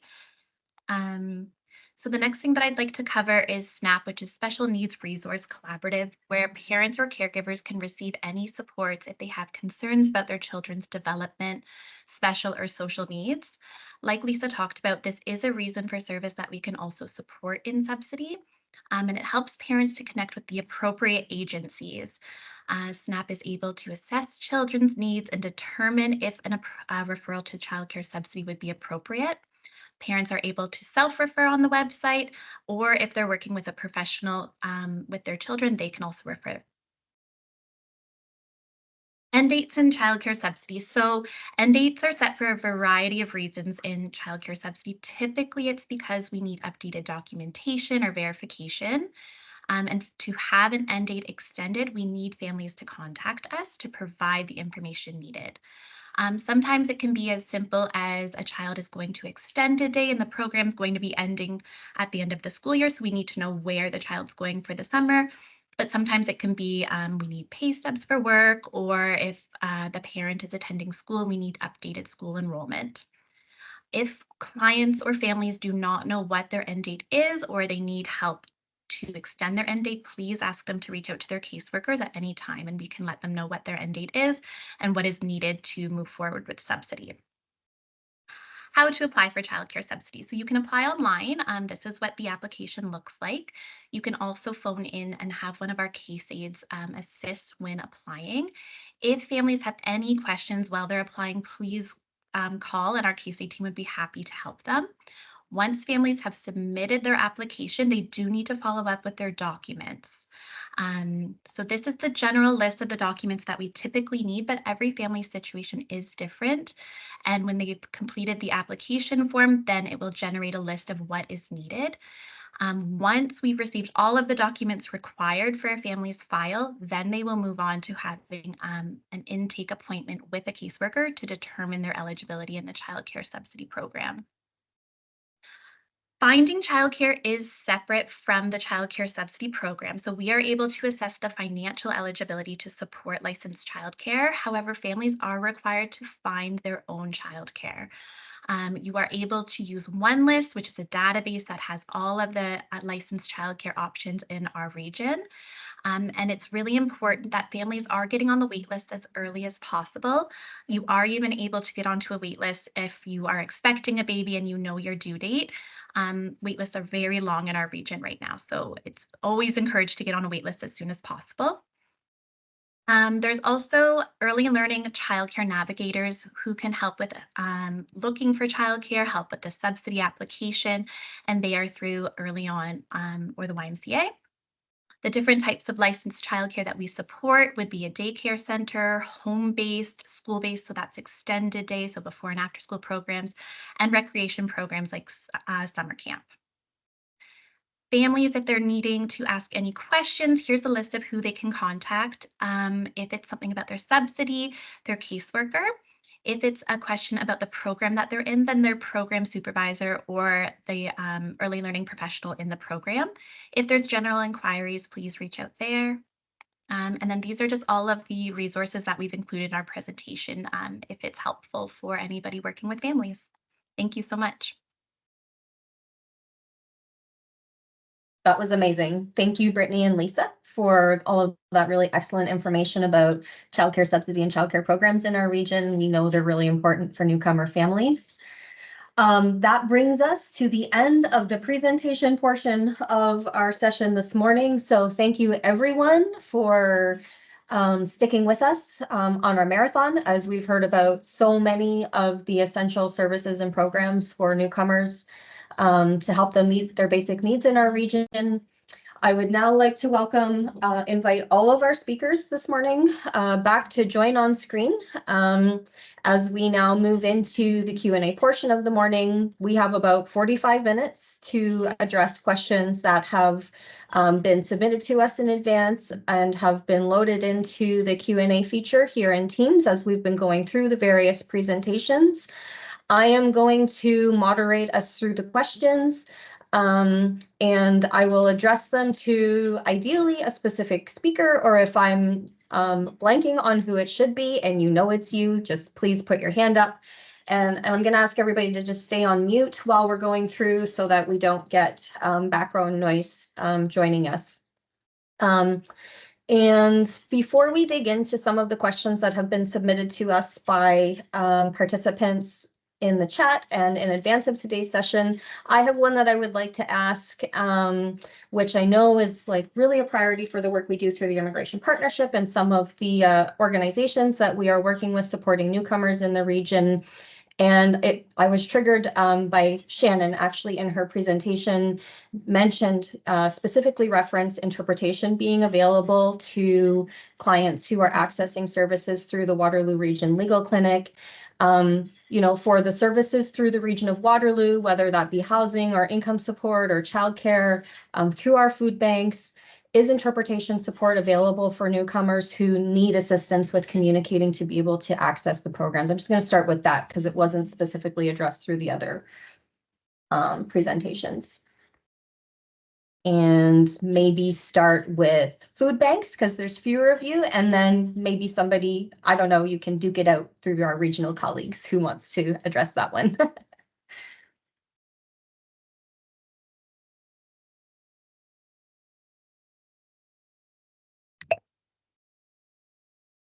Dianne, do you want to talk about what's available at the Cambridge Food Bank first?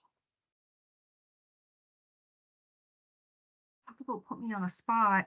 We're talking about interpretation services. Yeah, if folks need support with interpretation to be able to access the programs, is that available to them? Yeah, so we don't specifically have you know, interpretation service, but we attempt to ensure that we have lots of people who speak lots of different languages on our volunteer team. So as people are going through community pantry, getting their emergency food, you'll often find people that speak many, many different languages. And when we're really stuck, we'll use the good old Google Translate that people will often bring their phones and speak into it, and we'll go back and forth. Thank you. And just to add on to that, it really depends on, because we're working with over 120 programs, it really depends on the program and where it's located and who's on staff. Because as Dianne mentioned, we don't, within our network, have specific translation services, but also we are working with folks on Google Translate. That's sort of the go-to as needed. Okay, thanks very much. What about some of the regional programs?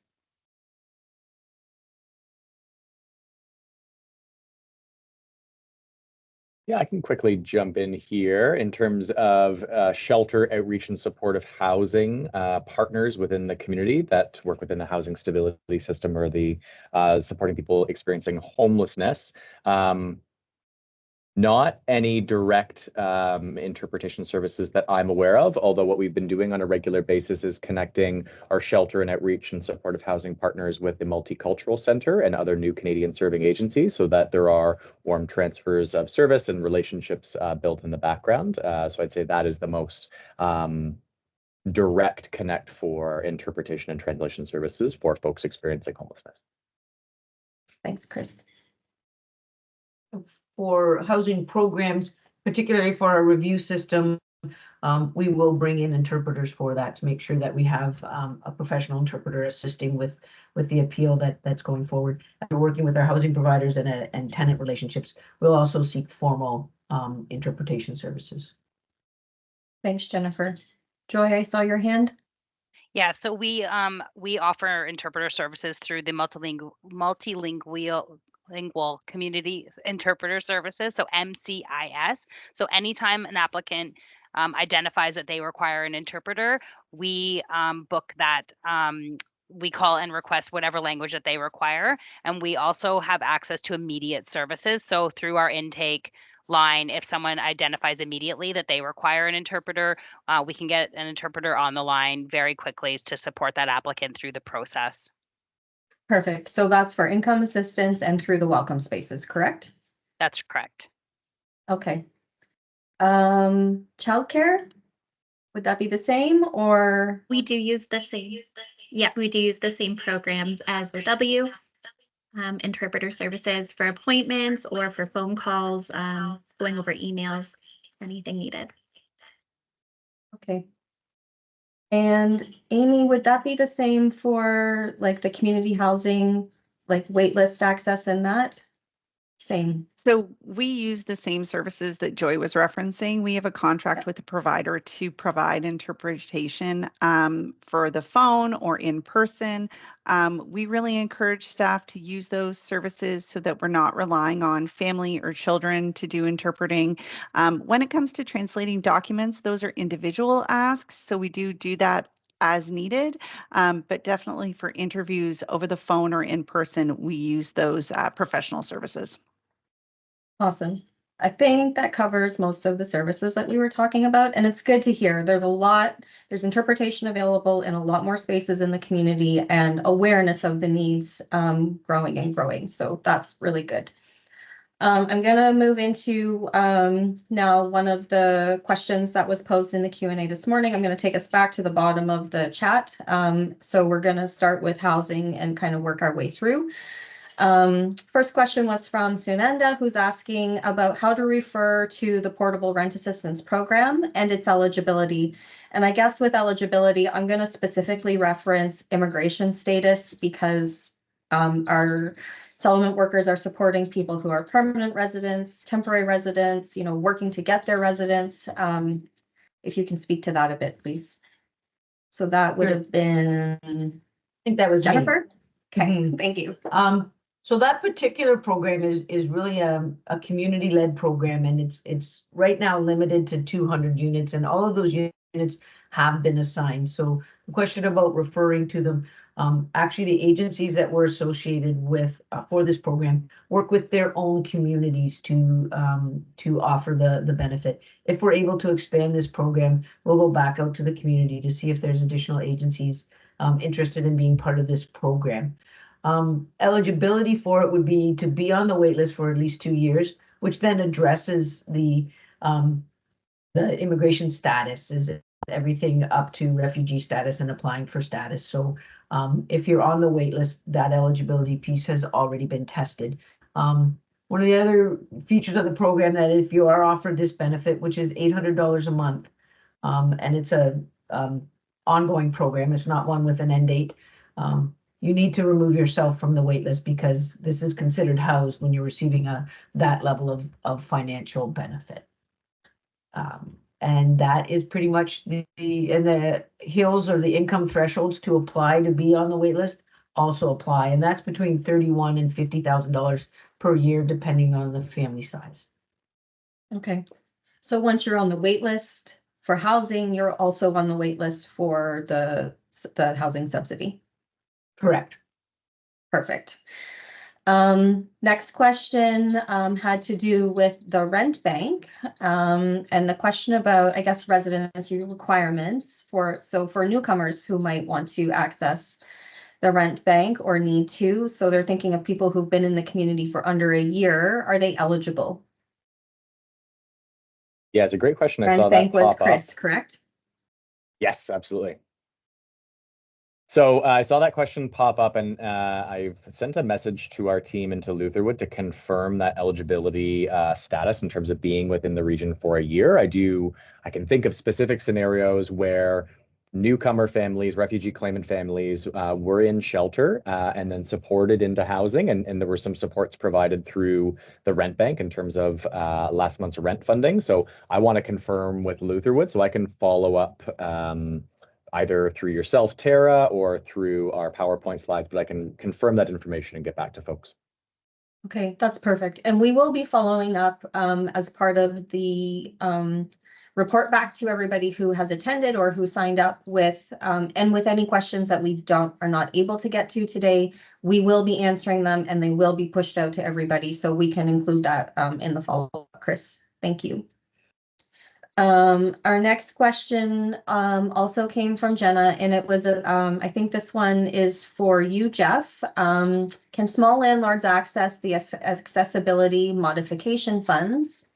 Through their work at Reception House, I guess, they have found that there is a lack of accessible rental units in the market, and if landlords could access those funds, it might be helpful.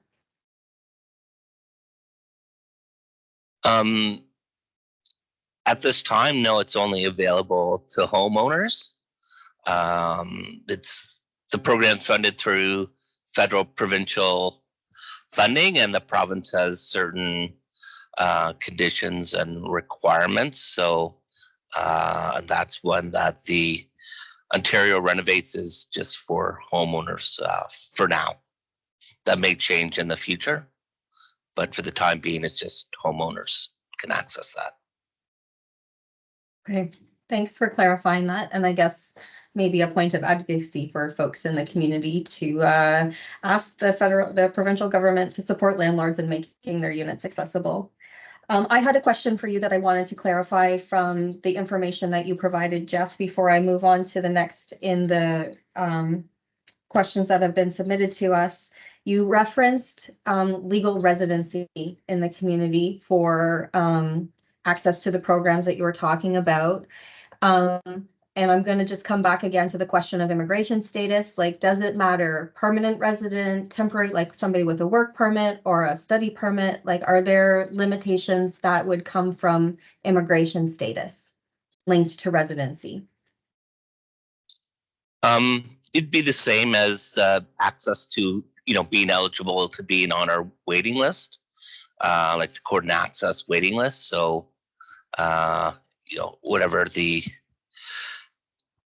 as long as they have like legal status in Canada, they would be eligible. Okay. We had a question, thank you for that. We had a question that was submitted to us in advance of the session today during registration by somebody who says, I am not familiar with community resources that assist people in finding permanent housing and various services. How can I help those looking for housing to register to move into supportive housing of Waterloo? Is that an Amy question? Chris, thank you. Yeah, so specifically Supportive Housing of Waterloo is an individual organization that operates in the community of Waterloo. They do have a number, I believe 3 at least, different buildings and programs that speak to different populations. One is a seniors building. One, we directly fund and coordinate their supportive housing building on Herb Street, though I believe all of their buildings may be on Herb Street throughout Waterloo. The specific supportive housing building is for individuals and households transitioning out of an experience of chronic homelessness. So in order to be eligible for that particular building, their deeply supportive housing building, somebody would have been needing to experience chronic homelessness and often try morbidity of health challenges, of mental health, addictions, and or physical challenges, and be connected with our coordinated access system or PATHS team with Lutherwood. So one of the slides that I shared was around the housing continuum. On the furthest right-hand side was supportive housing. PATHS at lutherwood.ca would be the referral mechanism into the PATHS team in order to get access to a show unit if and when one becomes available. And the way that those vacancies are filled is from a wait list that we have that's right now over 550 households in the community. And those households, we would say, are experiencing the greatest depth of need, the longest experiences of homelessness. And again, that tri-morbidity of health factors, of physical, mental health, and or addictions challenges. Other supportive housing, maybe if my final piece here before I stop is supportive housing is a catch-all term and used in a number of different places within the community, specifically within the housing services at the region of Waterloo. Supportive housing units are dedicated to supporting folks that have an experience of chronic homelessness. There are other providers throughout the community like Thresholds, I believe even Camino, other organizations who operate supportive housing. They would have different eligibility criteria, different referral mechanisms. So happy to chat with anybody offline about the region's supportive housing system and what we're knowledgeable about of other supportive housing systems. But for specifically supportive housing of Waterloo, the referral mechanism is through PATHS with Lutherwood at PATHS at lutherwood.ca. Amazing. Thank you for that.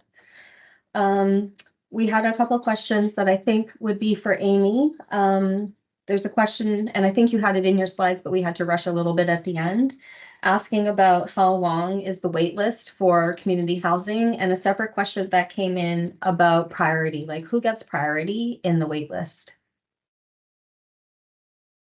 Thanks, Tara. So I did share, we did skip over the slide that talked about the waitlist times for housing. Unfortunately, I think it was, I'm just going to pull up the slide. It's, 6 years for a seniors unit.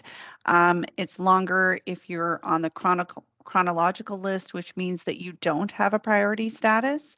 So some of the priority statuses are if you're escaping domestic violence, if you're escaping human trafficking. Then we also have local statuses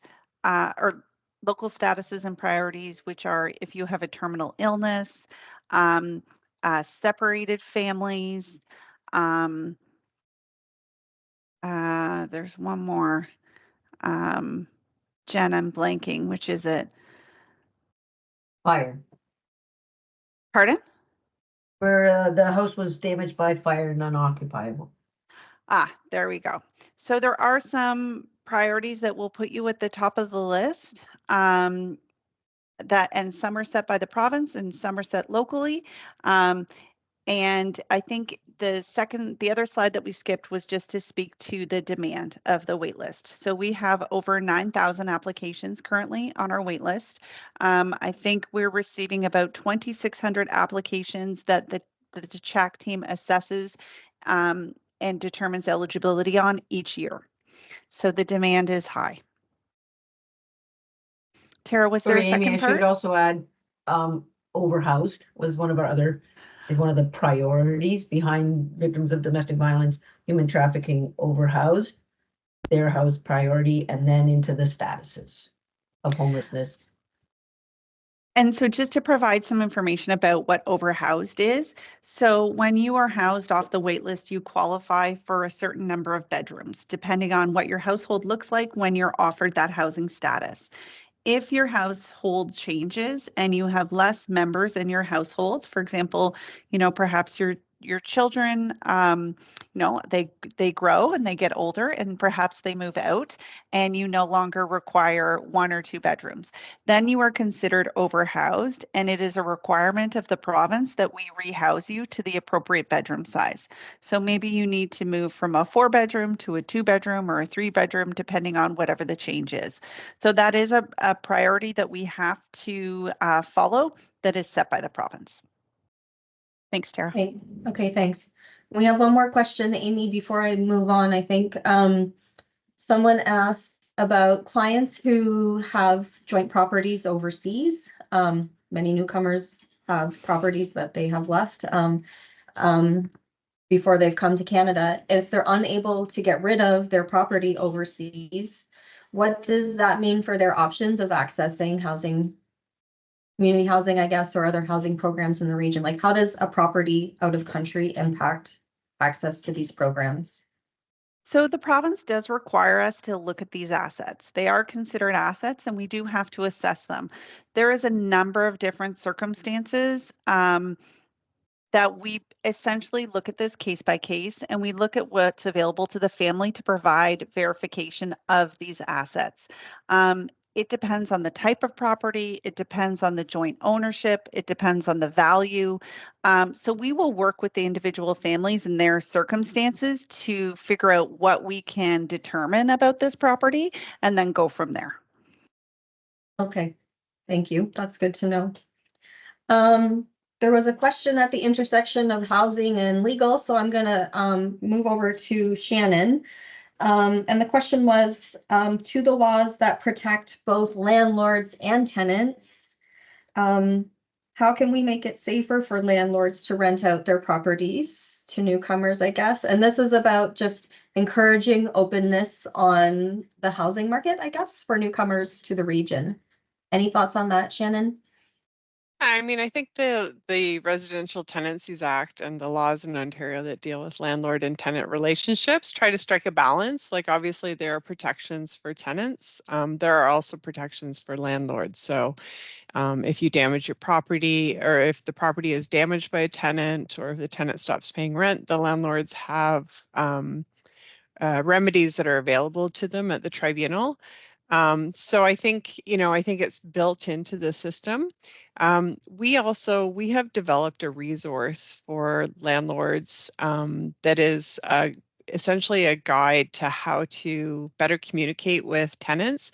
And included in that resource are a number of information sheets that are translated into different languages, and some advice for landlords on when they're interacting with tenants who might be newcomers to Canada. So advice about how to better communicate with your tenants in terms of making sure, with a goal to helping people work together cooperatively so that they don't end up in legal processes, which can take a long time. And often there are, instead of everybody coming out satisfied with the end result, there are usually people who are happy with the result and people very unhappy with the result. So I think, trying to work cooperatively is a really key thing. There are also services within our community. So Community Justice Initiatives has services available for landlords and tenants who are in conflict if they want to try and resolve their issues in a restorative justice mode as opposed to an adversarial mode. Perfect. And I'm going to stick with you for 2 more questions, Shannon. The first one was about supports through the community legal clinic for parents who are looking for support with like child custody arrangements. And the second question was just, can you give us a reminder of the various immigration related services that you're able to provide? Sure. Yeah, in terms of child custody and access issues, that's handled through Legal Aid Ontario directly through their own services. So that's either through their certificate program. So people can call, there's a 1-800 number for legal aid. If people just look it up on the internet, it's Legal Aid Ontario. They have a 1-800 number. That'll connect people with supports for either certificate or duty counsel at the courthouse or the Family Law Information Center at the courthouse. So we don't do any family law or child in custody issues at our clinic. That's all handled through Legal Aid Ontario. In terms of the immigration services, we can help people. We do provide assistance to migrant workers with obtaining open work permits when they're in a situation where they're not happy or there's problems with their employer under their existing permit or they're facing harassment. We can provide assistance with refugee claimants, permanent residency applications, and humanitarian and compassionate applications. And advice on a range of other things. So if we can't provide services, people can still contact us. We'll provide some summary advice and then appropriate referral to another agency or an outside lawyer. Thank you. That's amazing. I have now a couple of questions for food banks or food security programs. So I guess for Kim and Dianne, first question is around culturally appropriate food. You know, we are changing drastically as a community through immigration. Can you speak specifically about, you know, culturally appropriate food options that are available through the food banks and the food network, I guess?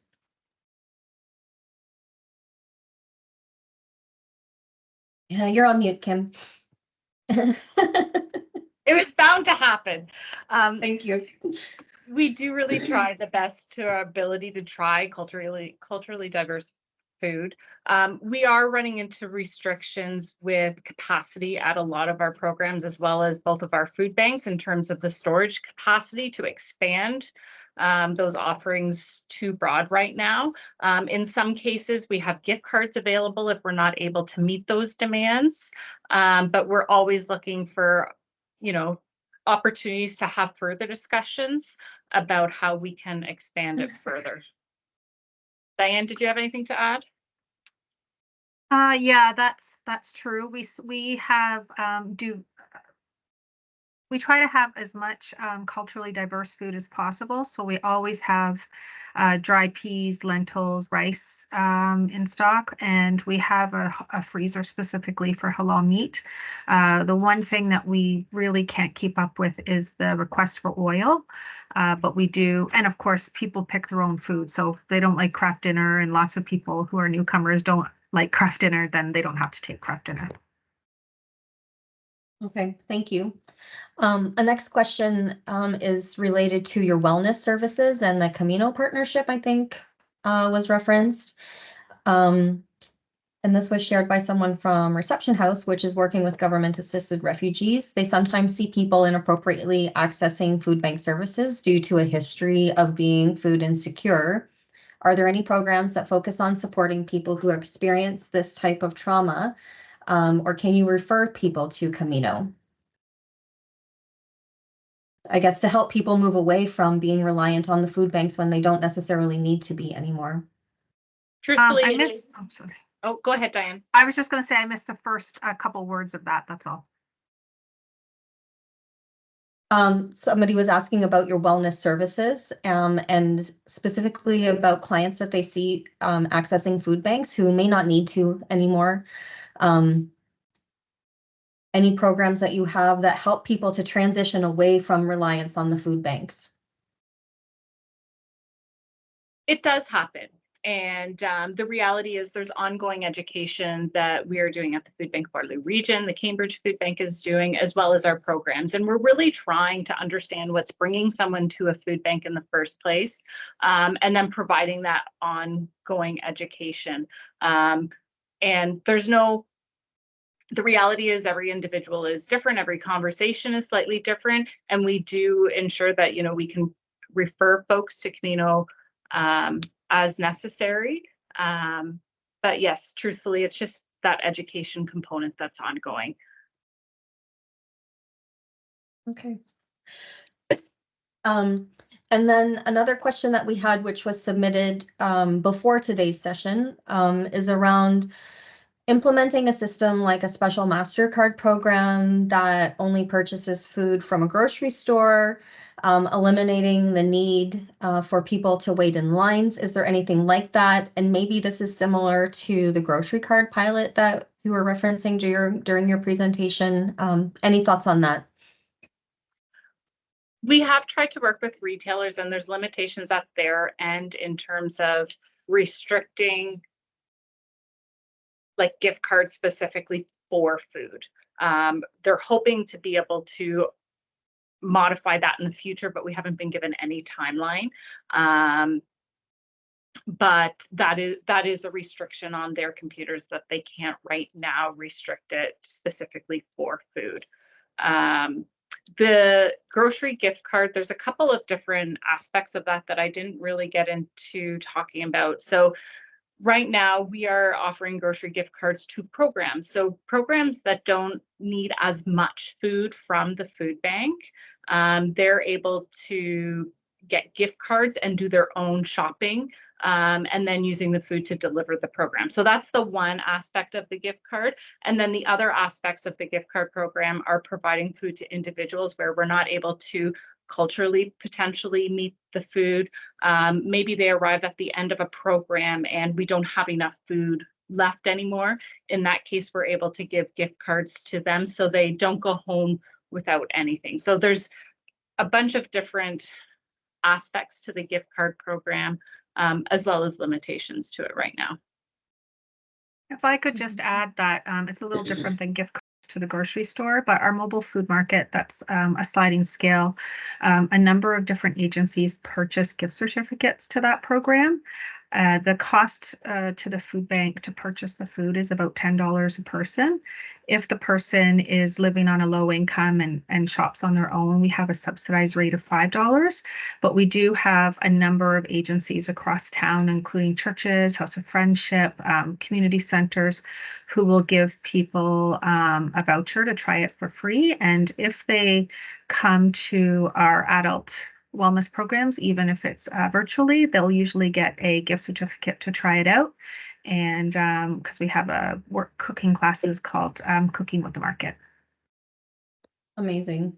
Thank you so much. One other piece that we also do, if I could just add, is working with the House of Friendship, we're providing vouchers for the Kitchener Market, where folks can, who are eligible, receive just a simple voucher that they can use for food specifically at the Kitchener Market. Amazing, thank you. Our next question that was posted in the chat today moves us over back towards, I believe, Joy and Christina. This is about the GRT affordable programs. For newcomers with permanent residence, are they eligible for the affordable transit programs the first year that they are in Canada? The answer to that is yes. When we're looking at like what it says to submit documents, normally someone would need and require to submit a notice of assessment to verify their income. But we have a section on there that says if you're not able to do that, a landing document would be sufficient, something to show when you entered Canada if you haven't been in and haven't been able to file your taxes yet. Okay. Can I expand that to temporary residence? What if we have folks on work permits or study permits? I can't remember if you discussed that during the presentation. Like, are they also eligible for those programs? A work permit, but a study, like any students are not eligible. Okay. As all of the schools have their own transportation programs. So that's why there's no eligibility with GRT. I do know Conestoga College is like creating a new program through GRT, a collaborative program where it will be more affordable for students, because we saw a massive influx of students trying to apply to the ATP program because it was a little bit more affordable for them than their own program through the school. Okay. We have a very specific question about the number of pages, the maximum number of pages a person can print or photocopy in the welcome spaces. So we do limit photocopying. I think our, like at 150 Main, I think it says a maximum of 10 copies per day. But of course we do, that is with leniency. And if someone has something that they need to print, we try to support that as much as possible. I mean, we've had cases where someone's come in and wanted to print like a whole book for school. Our photocopiers would not be able to support that type of printing. But we do, allow 10 to 25 a day if someone wants, resumes, or they have an application they need to print for whatever reason.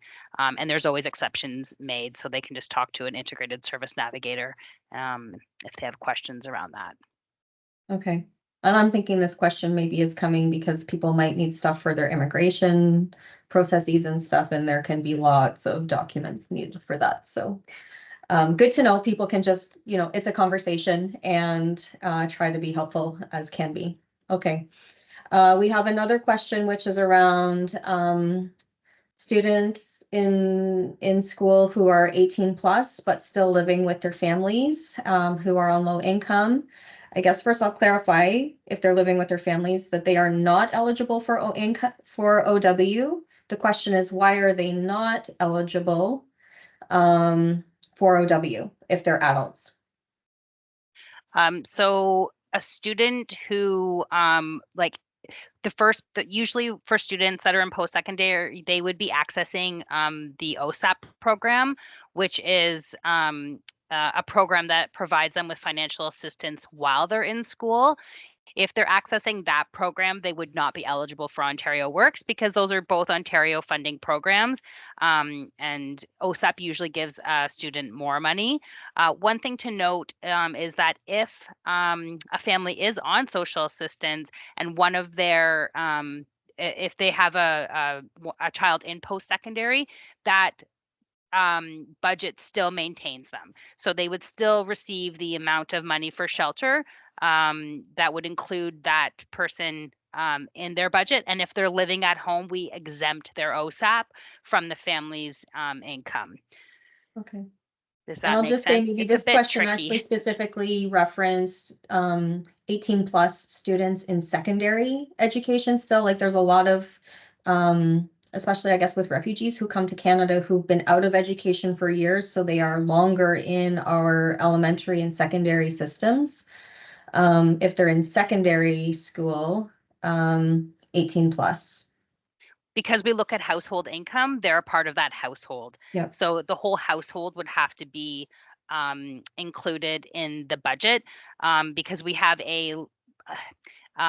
someone has to be independently looked at. You have to meet a criteria under Ontario Works, which is like a number of factors. So I would suggest anyone call to have that eligibility reviewed because it's very specific legislatively in terms of how, what are those, like, have you had your own income?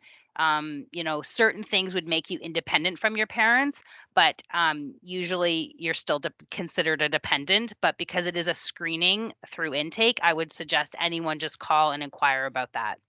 Okay. And we have a question for folks trying to access ODSP. And this specifically referencing refugee claimants, but it could be others maybe. Who do not have a family doctor and they are not able to access medical records from their country of origin that would support their applications. Do you have advice on how to best assist people in that type of situation? So the caseworkers work as closely as possible with the applicants that want to apply to ODSP to look at all the resources in the community that can support them. If we would probably, depending on location, refer to various number of resources like Compass, Sanctuary, to look at what types of supports they could provide. Most of the, we get referrals, not referrals, but resources on doctors every month, like who's accepting new patients. So if we're looking at, kind of an individualized support for each person. You know, for those who want to apply for ODSP, that's their best pathway. Ontario Works is not sustainable, as we know. The amount of money coming in for someone a month, you know, on Ontario Works is not enough to survive. And so if someone is claiming that they can't work, we would just try to wrap as much services and support around them to get them to, you know, a place where they can have a really solid application for ODSP. We've worked with the legal clinics before, you know, kind of looking at all those resources to support. We would refer, you know, even like someone to Project Read for like an assessment in terms of their literacy to try to like have as much documentation as possible to support that application. Okay, thank you. Yeah. And one more for you with the emergency assistance that you were referencing. I think you mentioned a window of like 9 to 3, Monday to Friday. And so many emergencies happen after 5 p.m. on a Friday or on Saturday or Sunday. Is there a way for people to access the emergency assistance for like during the weekend, or like what can people look to when they're in that situation? Yeah, I mean, the best option is the online application. We don't have staff that work beyond those windows. Like staff can work up to, you know, let's say 5 p.m. They can start their day early between Monday and Friday. But there is like emergency, like let's say there was a fire, you know, we work with local agencies like Red Cross that would support, you know, they would take that piece. So we have all those protocols in place for those types of emergencies. But something, you know, let's say I saw a question about dental, it would have to be like during our office hours because we work with the regional dental clinic for those types of things. And again, they're only available as well, probably Monday to Friday, to support those applicants. Okay, thank you. And I'm gonna move over to Brittany and Lisa now. The next question came in about asking a bit more about eligibility criteria, and I believe it was for the childcare subsidy programs, specifically for newcomers who might be working or studying part-time. So in terms of childcare subsidy, what we classify as full-time is someone working 25 hours a week per or more, and they are eligible for 5 days of licensed childcare. Under 25 hours per week, we would look at doing 3 days of childcare per week. And that is the current policy, but we do have some ability to do some different days and combinations in case someone's working their 25 hours and it's only a few hours a day. We would look to support that as much as possible. Okay, that's excellent. Thank you. You were talking through the various types of scenarios that would make people eligible for childcare subsidy. What about respite for families? You know, maybe families who have come from, you know, conflict situations, families with many children, families who aren't able to be in a position of, you know, kind of full-time work or study, but still need some time away sometimes. Does that count, or? It does. Both of those situations, I think, fit perfectly under our medical need for parent or our child's special social needs. Those forms that can be completed either by a special needs agency or SNAP fit perfectly because it does look at the home environment for the child, and the parent medical also touches on some of the traumas and experiences newcomers might face if they are dealing with some challenges. So both of those are valid reason for services, and the forms are on the PDF so that your families would have access to them. We absolutely would like to interview those families. Awesome, thank you. And then there's just a question about a wait list for childcare subsidy. Is there one, and how long is it?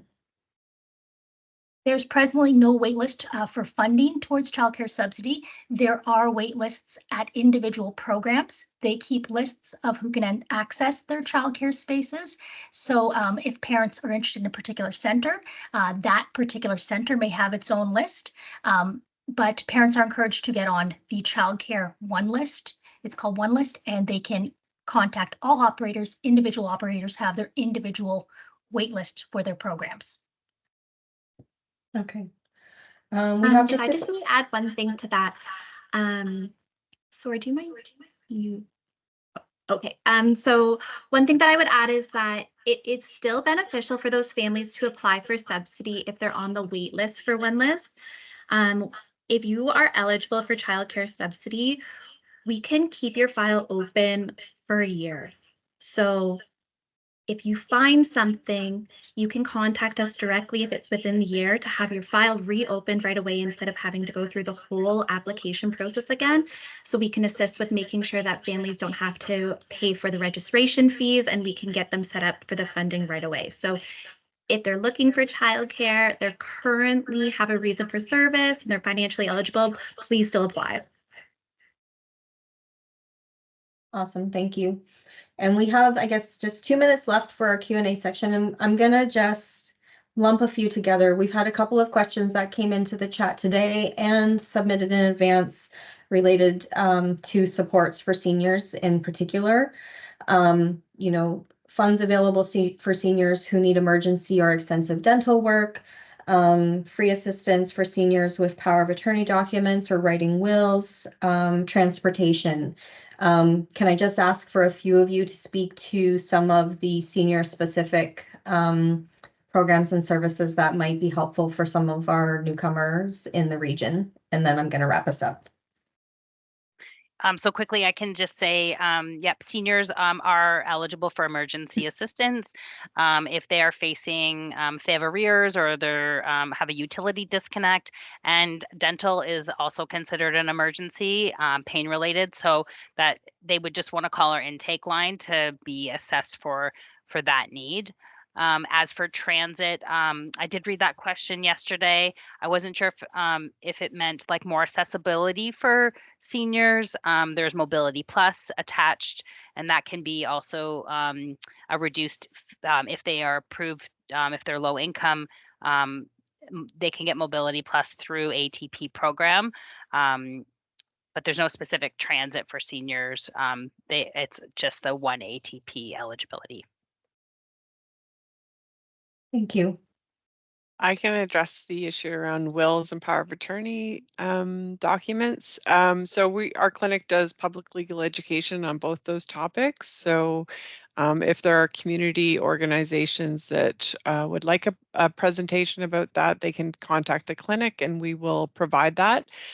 We also provide information and about how to access some services online that are great services. So there's a website called Steps to Justice, and there's a guided pathway for both doing power of attorney and will documents. And we're happy at the clinic to walk people through how to access those services online. Amazing. Thank you very much for that.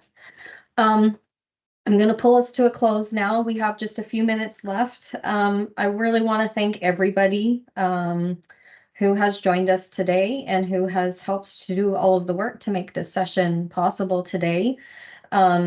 We've heard from an amazing group of speakers who are leaders in our community across many areas of service that are available to help newcomers and others meet their basic needs in our region. Thank you all for taking the time to join us today to share the information about all of the programs and services that you offer and are developing, and your openness to hearing and working to address the needs of immigrants in our region.